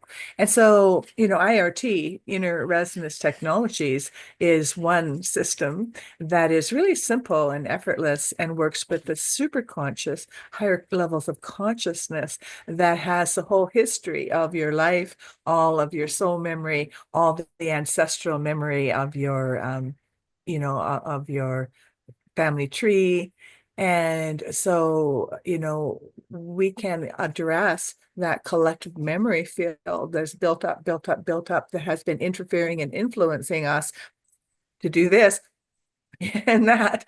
And yet then we get taken out and we're not able to be the observer. That is such an essential place to be still and know, and really know your own self and be clear about what's yours and what's not yours. And even what's yours, then we get to take an ability to respond differently with. So IRT is a formula of questions, very simple. And it's a bit like going on a magic carpet ride. Because it activates all those parts of ourselves that know that greater truth of what's no longer relevant in the buildup of this thing called life and stress, you could name it, that actually is aging us. And so the more that we can clear and come into a place of balance, then and be authentic in our expression of whatever it is we feel. There's no bad emotions, only the ones that don't get expressed appropriately. And so the more we clear what's no longer appropriate or relevant to this present moment, and no need to drag it in and keep, building on what we don't want. So there's that higher spiritual part of us that knows, and all those signals and all that memory is in our field. And that's what the body acts out. So though I highly recommend, women going through perimenopause and continuing at any stage of our lives to be able to find ways that nourish ourselves and give us that self-love that allows us to align with that goddess within, that is so shining and so beautiful and so inspiring to not only others, but and our own selves. So the physical exercises, I believe, are so important. And on the physical side, in addition to what Sharon has to offer, which is just really stunning, actually. And Sharon, you can maybe speak of your new project that is emerging in January. I would love to hear more about that. I'm sure others will also. But I have a very good friend, a longtime client, who had many challenges hormonally, and she developed a program for women by women called Xali, XALI. I'll put the link in the chat, and it combines different aspects of education for women in different stages of their lives. And because Naz de Bono, she is now in that menopausal state. She's done a TED talk on that. But also she's developed, as a personal trainer, exercise programs that are so personalized to each person, each individual, where they're at, what they need, and you get to self-select your own program as you go through and be fully nurtured. There is a section on diets and recipes and food to nurture us and to help that balance of our chemistry. And then an educational part where women share, and there's, information that people can access. So it's a beautiful platform. It's an app, and xali.com.au. She lives in Australia. So yeah, just a program note on that. So there's many different support systems, whether it's physical and psychological, emotional, mental, spiritual. I always believe everything is a spiritual solution. And when we come into that alignment with ourselves and our greater consciousness, then everything becomes possible. So the IRT solution allows us as women to be fully receptive. There's nothing to do or make happen. There's everything to allow. And so when at the mental conscious level, when we go through and say yes to all these different parts of ourselves that know our greater good and know what stuff is lurking, waiting for the trigger, that is no longer necessary and not the truth of us, and then we exponentially shift and clear into that next level of empowerment at whatever age we're in, but especially as women going through the change, that is that catalyst to empower ourselves into our next level of service, free of our roles that we've had to be bound by for one reason or another. And so, yeah, it's a series of questions that then with the last question, you just press the enter button. It's kind of like for those of us that are computer oriented and who isn't these days, it's like a super duper defrag antiviral program for your whole matrix from all times, all places that you get to neutralize and clear and send to the trash all of the no longer relevant information that creates the brain fog and creates the imbalances and amplifies the imbalances, so that we have better ways of coping, better ways of activating our own self internal balance, because the physical body can do all kinds of things no matter how emotionally stable you are, and the chemistry shifts and you go, who did that? Who said that? Was that me? But we have the power of awareness that then we can take, okay, whatever that was, let's just now consciously engage with the unconscious realms of the superconscious spiritual self to then shapeshift that chemistry. And you can, consciousness runs the body, consciousness runs reality. So we can take the that ability that we have as with our higher consciousness and address that and include all aspects of who we are to bring ourselves back, into that place of the physical, emotional, mental, spiritual balance that is always available for us when we know how to access and activate that other part of ourselves instead of being victims to any particular circumstances or our environment or our bodies, which includes our environment. So we have a lot more power, a lot more ability when we understand and bring a holistic approach to all of these things. And of course, being a caregiver, being a helper of humanity, unfortunately, I let my self-care lapse and ignored my body. I was an athlete when I was younger. I've always been super resilient physically. And yet, yeah, I was ignoring my body. And, because I was so busy in the field of consciousness. So this year, I've had to take a serious about face and take a different level of responsibility for my own physical life. And so it's important to address all quadrants. Those of you that may know, I had a heart attack in May in Spain and in a foreign country to mine in Canada here. And yet I was with a group of conscious people that sent healing prayers and love. I did my own internal IRT work. And within days, there was no more blockage in my heart. The first artery had been 100% blocked. I had two stents put in. The second artery was 70%. And with all the healing prayers that next morning and the next day, the day after that, the doctors could not find the 70% block. And they actually went in a week early to find what was going on. And it was completely clear. My heart was totally healthy. So, we have the miracle within, and we have access to spirit and consciousness that can create things beyond our physical, our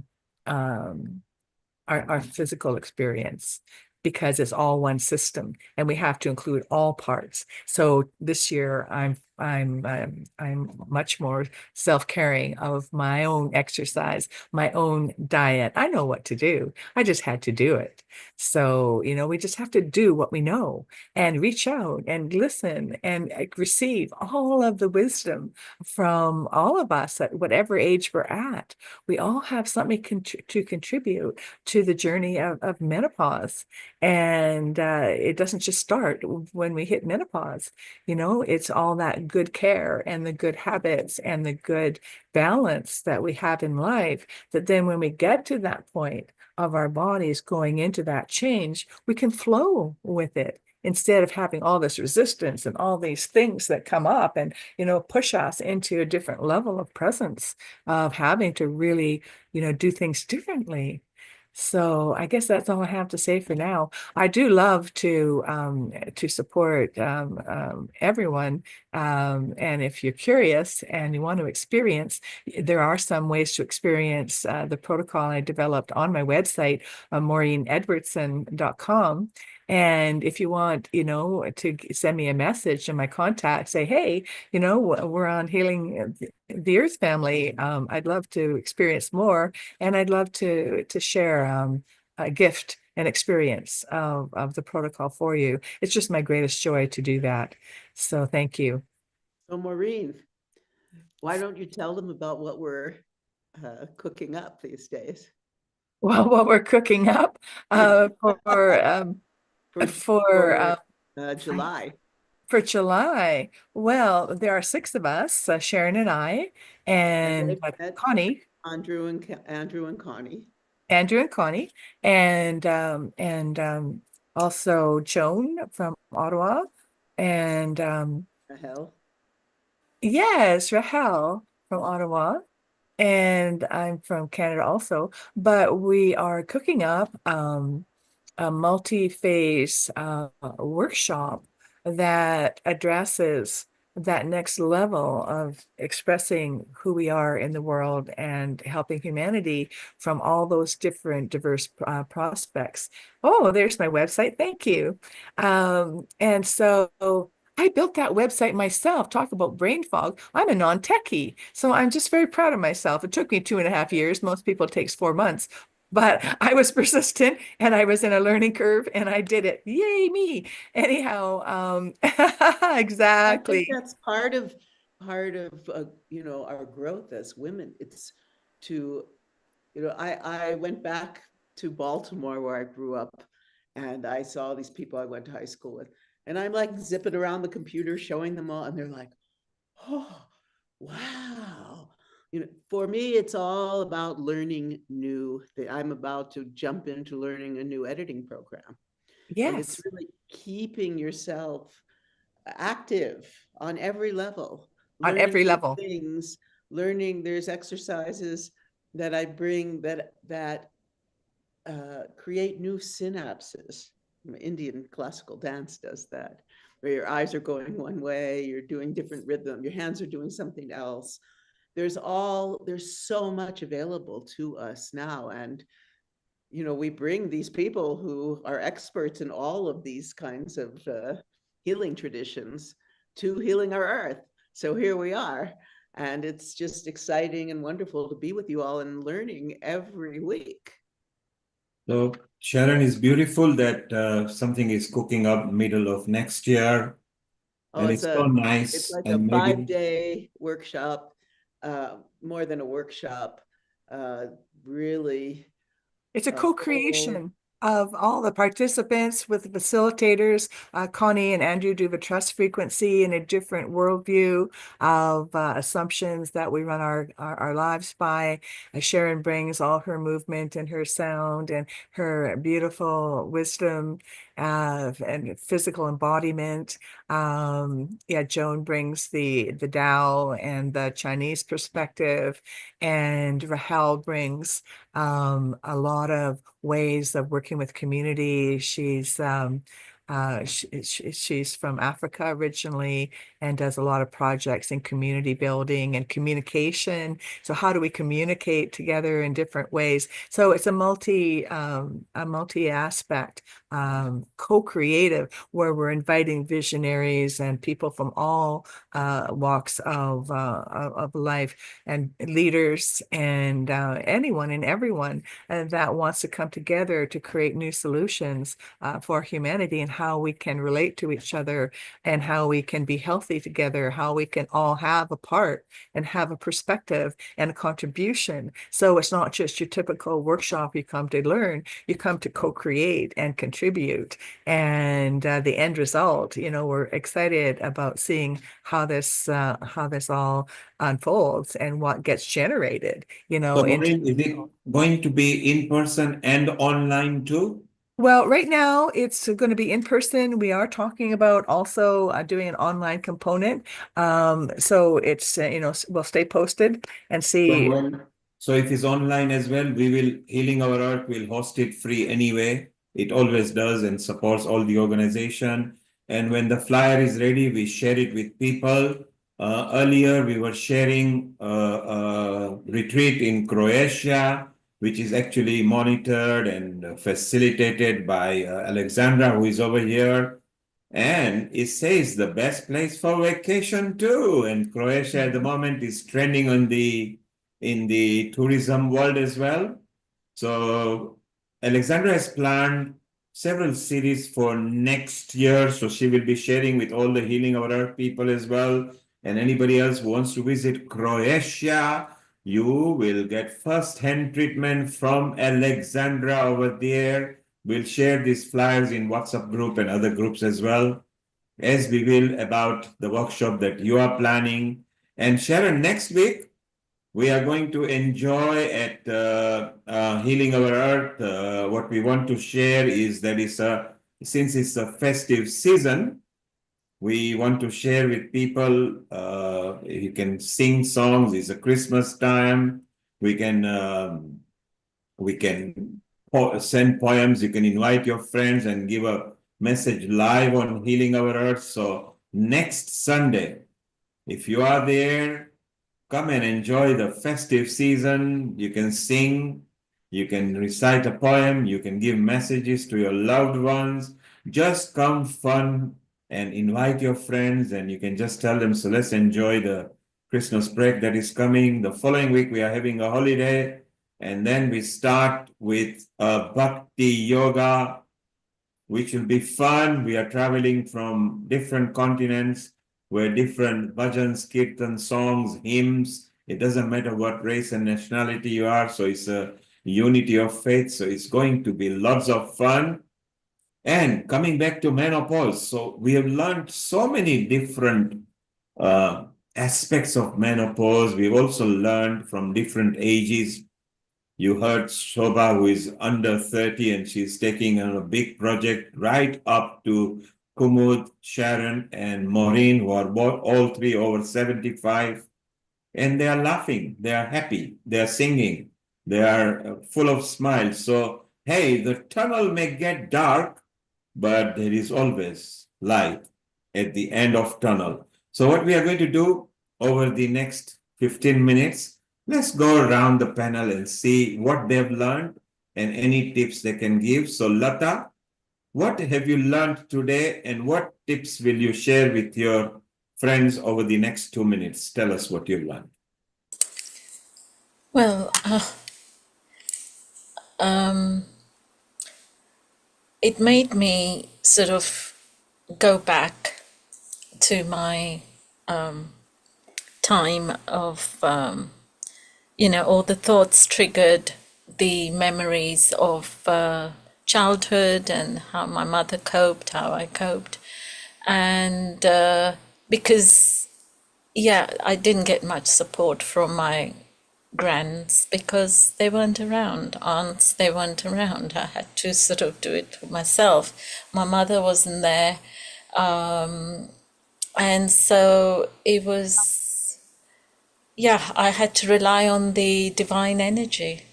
And that was what it carried me through without me realizing. It was protecting me and safeguarding me, and all through my journey in life, really. I think my mother had a hard time giving birth, and she couldn't keep her food down, she said, and she had to depend on vitamins, you know, high doses of vitamins. And that's what I've always relied on, is eating well and trying to be sensible and take vitamins and minerals and natural things. So that's sort of ingrained in me, and so it's sort of seen me through and served me well. But at the same time, I see a lot of people around me who are, you know, who are struggling. And yeah, I'd love to give my knowledge, impart my knowledge and share it with others so that they don't experience the pitfalls that I went through. I think it would be nice, especially like you said, Maureen, about the children's hormones, teenage hormones, and also, you know, your own hormones, be it you realize it or not, it's there. And how to manage them and deal with them, because there wasn't that much awareness of it in those years. Even though we live in westernized societies, it wasn't there. I think our society, the Indian society, has a lot more, Neil, about this subject, and they're more ingrained into the spiritual aspects. Sharon would probably understand it more, because when girls come to that puberty age of having starting menstrual cycle, they have an inauguration for the girls, a ceremony to say, you know, she is now in that phase and she's healthy, so she's developed and she's developing, we need to support her. So all that is also very helpful in our Indian community. I'm sure it's in others as well. But that also shows deep respect and support from our society in the natural way, rather than just say, oh, you need to go to the GP. Because that is so unnatural, you know, to talk to someone you don't really know and you don't understand what you're going through. So you really need someone from the other side to tell us how to deal with it.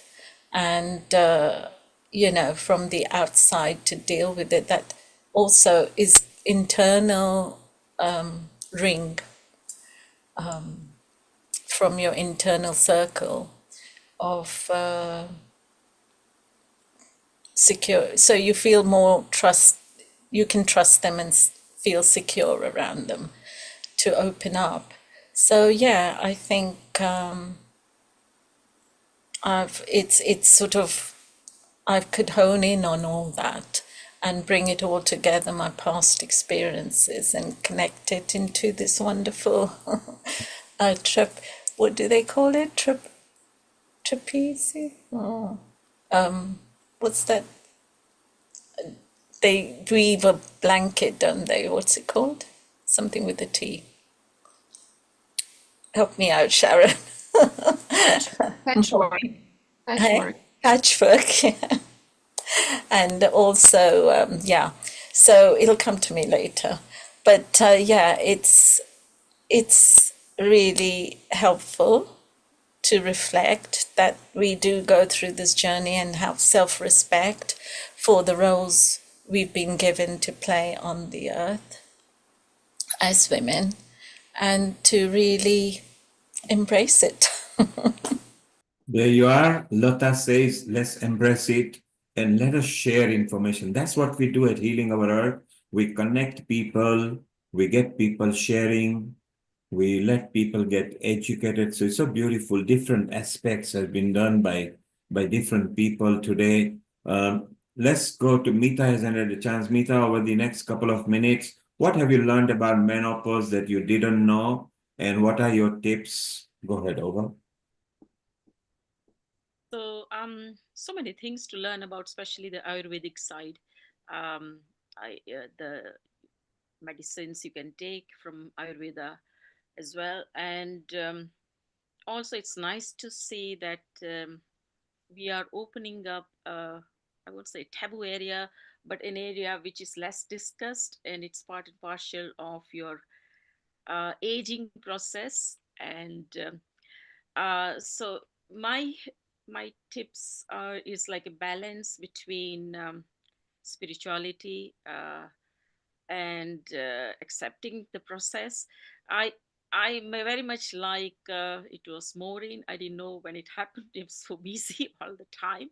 So for me, I wouldn't say I don't remember anything apart from the physical part of that. I think what is forgotten over here is we always think about women's health when it comes to, hormonal changes. We should give equal justice to men as well. And there is equivalent word for menopause, which is andropause for men, which happens between 40 and early 50s. I've shared something in the chat as well from a document which our university created. So it is well researched. And the university where I work, they are very well aware. And there's a menopause cafe every week. It's been going on for nearly now 3 to 4 years. And the first initial phase was when we were asked to come on screen and talk to one of the organizational development cabinet professional who spoke with us about menopause. So yeah, so it is important that we don't forget about men, because they look after us. We have to also look after them, because they will also go through a lot of changes hormonally. And I've got two brothers, and my father was very much more of a feminist person. So that way, we had all the freedom in the house to talk and discuss and argue about every possible things.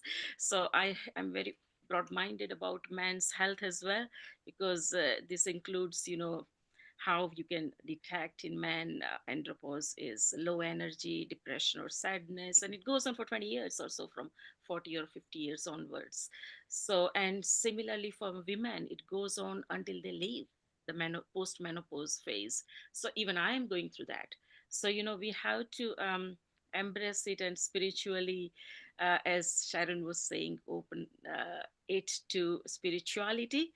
Then now we have graduated to the next phase, and we can create physically. Maybe the body can't create. I didn't freeze the eggs or anything, but some people do that. And if we can create now the spiritual creation, our own spiritual babies. Yeah. So spiritual ideas and projects and all that. So yes, a lot to learn and a lot to be replayed in the program with regards to the gems which have been shared here. And maybe next time we should have on andropause as well. Thank you. Thank you, Mita. So that is Mita's perspective over there. Let's go to Kumud, who has been here all the time. Kumud, did you learn anything? You came to learn, but you also shared your knowledge and your ideas as well. And what do you feel, and how do you feel at Healing Our Earth? This is your first time at Healing Our Earth. You are part of the family now. Every Sunday, it goes free global community online episodes. So your comment, over to you. Yeah. Okay. So I joined because I wanted to hear about menopause, what people have to say, and also learn more about it. And so it was nice to go through the Ayurvedic way of dealing with it. And my experience, now, like I said, it's long, long time ago that it happened to me. But at that time, my enthusiasm wasn't gone. And the word Shakti, that's been with me since I was a child. I have my Shakti. I'm always connected to it. And so, even in this different world, Western world and everything, that part remained. And this Shakti is also making me a seeker. I'm seeking all the time, yeah? And so at that time, when this menopause came, I was partly aware of it in my mind, but then I'd already started looking for what I should do about it. And so I had the German homeopathic stuff that I read about, and I was also guided by that. So I did that. And my energy, my whatever um, signs I was getting about the menopause, I managed to handle it that way. And also in Germany, we have different teas now. These are the herbs. Nature cures us. So these are the different herbs that I had for, as teas, and I was fine. But at this age, I've gone through that. It was okay. Everything, it comes and goes. And now my enthusiasm is still there. I'm still a seeker. I'm still finding, looking for things about souls, people, grandchildren, children, which souls are there, but also very connected to nature where I live, and very much appreciate the 5 elements of the earth. And yeah, this is my life. So yeah, and like I said, Maureen said, or Sharon said something about, we are ready with the guns, but no, I'm always ready with a rose, or I'm always ready with a lotus for anything that's happening. And it always solves all my problems, but keeps my energy going. So that's what all I have to say. Hello? Thank you, Kumud. Yes, so Kumud has given her version of the thing. Alexandra, you've been there since the start, of course, and you are one of the leads at the Glow Women and also episode producer at Healing Our Earth. What have you found fascinating today, and did you learn anything different? Thank you so much, everyone, for the contribution. And I learned so much, but also I would like to learn more about Shakti, maybe before if Kumud is going to leave. If you could just tell us for our viewers, because not everyone knows what Shakti is or what it represents. So maybe if Kumud, you could just tell a couple of sentences about that, because I would like to learn. I'm still curious also about that ancient knowledge of And Sharon will share that to you, because she started with Shakti, and because she went to India. I wrote a book about it. And Sitara Devi is the one who was with her and brought in that Shakti. It is when she was in a menopause, she infused that in her womb. She will tell you more about it as well, and as will Kumud on that. What else did you pick up today, Alexandra? Yes, I was not alone. I thought it's just happening to me, all of that. And it was really very comforting to know that other women had similar symptoms and challenges. And yeah, that we are in that, all of that together.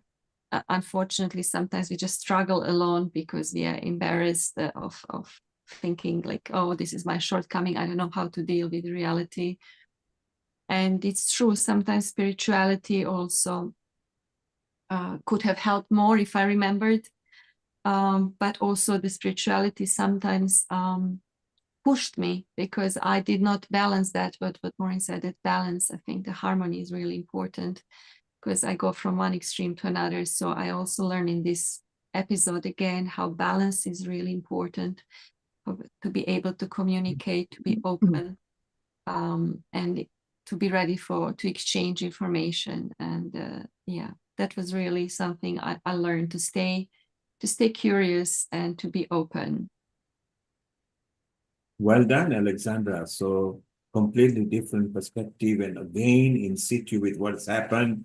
And Maureen, how do you feel And of course, you shared different sides to it from there through your journey and your expertise on IRT.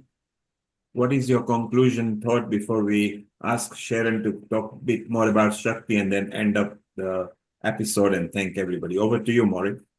Well, thank you so much to everyone for all the wisdom, all the information, all the points of view, because it's together that we create wholeness and allow ourselves to continue to be curious, as you say, Alexandra, and always be learning, as you said, Sharon, because that is the elixir of life. That is the fountain of youth, as we are curious and we continuously learn from each other, with each other, in all of the different ways and traditions. So I really appreciate healing our earth.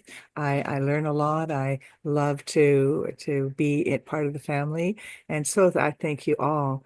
And with one final note of support, when you go to my website, maureenedwardson.com, I put it in the chat. You'll notice that there is a free gift of my book right now to celebrate the season. It was the 13th anniversary, birthday of my book on 11/11. And so from that season of celebrating the birthday of my book through to the end of the year, I have a free download of my book, Your Magical Evolutionary Code Unleashed, The Science of Inner Resonance. And so that's there for you. And also in the gifts for you tab and page, there are presentations and experiences. The first one of which is just a 12-minute experience that somebody put all of my words from my book and my website all together in the most beautiful, concise presentation and experience, and he has it's a male voice. He has a beautiful voice, and it's only a 12-minute experience. So it's beautiful. And once you've gone through the experience of IRT, you have a program somewhere in your body that the brain is associated with the chemistry of wholeness and that frequency of your greater self to then access to do, a full matrix shift in each moment that you get challenged or you want to expand into a different level of connection or understanding or solution. So it's a one-stop shopping access to your universal self that allows whatever's ready in each moment to be shifted into a greater balance. So it is a gift for each of you for this beautiful season of celebration. So I hope that you're curious and you give that gift to yourself. Thank you so much for everybody's wisdom today. Thank you, Maureen. And you're, of course, now a resident part of Healing Our Earth. You are there almost in every episode, and you can talk on almost any subject, of course, because you've accumulated so much wisdom. You are in regular touch with Alexandra as well. Keep in touch with Alexandra. Alexandra, keep in touch with Maureen over there, which will be very useful, particularly with the retreat. Sharon, Shakti, you started with Shakti and how you handled. So a bit about Shakti, then your conclusion, and if you could thank everybody with a prayer, and then we will conclude today. Well, I'm going to read you a little from the preface of my book, The Path of the Priestess, a guidebook for awakening the divine feminine. It starts like this. There is a sacred current of light that runs throughout time and space, the light of the divine feminine. It is a continuum. It arises at the birth of creation and forms a sacred path into the denseness of matter and back again. As we descend from the fullness of this light, of this Shakti, into the depths of the material world, this light is always there to nourish and sustain us. Flowing through all our lives and incarnations, it is the vital and transformative current of truth, virtue, and integrity. A shining stream of spiritual essence that leads us along the path of emanation to the path of return and reunion with the primordial source. As women, as mothers, as teachers, as guides, as emissaries of the great goddess, It is our sacred duty and privilege to hold this current of light, this Shakti in our hearts, and carry it from generation to generation. This is our essential role as women, to hold this pure light in our hearts, to keep the lamp of inner freedom burning in the darkness, to nurture and protect this light, whatever the cost, and to transmit its radiance, its exquisite beauty to our men and children. I remember I was first introduced to Shakti by Sitara, and she said to me, Shakti is light and she gives light to all. She is grace, gives grace to all. She is bliss. She gives bliss to all, and she has many forms. And then it was an amazing experience where in front of my eyes, and she was in her about mid-60s at that point, she transformed into Durga, into Radha, into Lakshmi, one after the other. It was an extraordinary transmission of knowledge that I received, and a great blessing of my life. It's a rare thing. So I've written a song for Shakti. Actually, what's very interesting in that I come from the Jewish tradition, and the Shakti of the Jewish tradition is called the Shekhinah. And when I was doing all this research, I found that they were described. Radiance divine, eminence divine. They were described, Shakti and Shekhinah were described in the very same words. And so I have a song that'll be coming out hopefully in 2025, all about this relationship, and about, well, the whole project is the Nectar of Bliss, a musical odyssey into the many faces of the goddess throughout the world. So Shakti, and having delved so deeply in the last, 7 years into the Taoist teachings and Qigong and Tai Chi and traditional Chinese medicine, the correlations between the Qi, the life force energy, and the prana and the Shakti are very evident. And that's what I look, how do we come together? How do we find the symbols and the teachings that are the same pretty much across cultures? So, and as Maureen mentioned, I'm very excited. I'm finally finishing this film, Quantum Qi, the Taoist Art of Nurturing Life. That brings a lot of these teachings in, and hopefully it'll be coming out by March, and I'll keep you all informed. But as a woman at this point, at this age, I mean, I've always been pretty, I explore everything. I have a lot of Shakti, and sometimes it feels like too much. But at this age, I just want to tell you that I'm the most inspired probably I've ever been in my life, because I feel that all of the teachings I've had, all of the journeys I've taken are all integrating into my work. And I'm very enlivened by bringing, Shakti's like flowing through me, and Guruji's energy and all of the gurus that I've encountered in all the traditions. I just feel like every day when I start my practice, I do what Guruji told me. I call them all in to be witness. And it's your parents and your familial line, and it's all the people who've ever done Kathak dance or been in Indian classical music or been in Ayurveda or Qigong or any of these practices. Just call them all in to be there to assist you.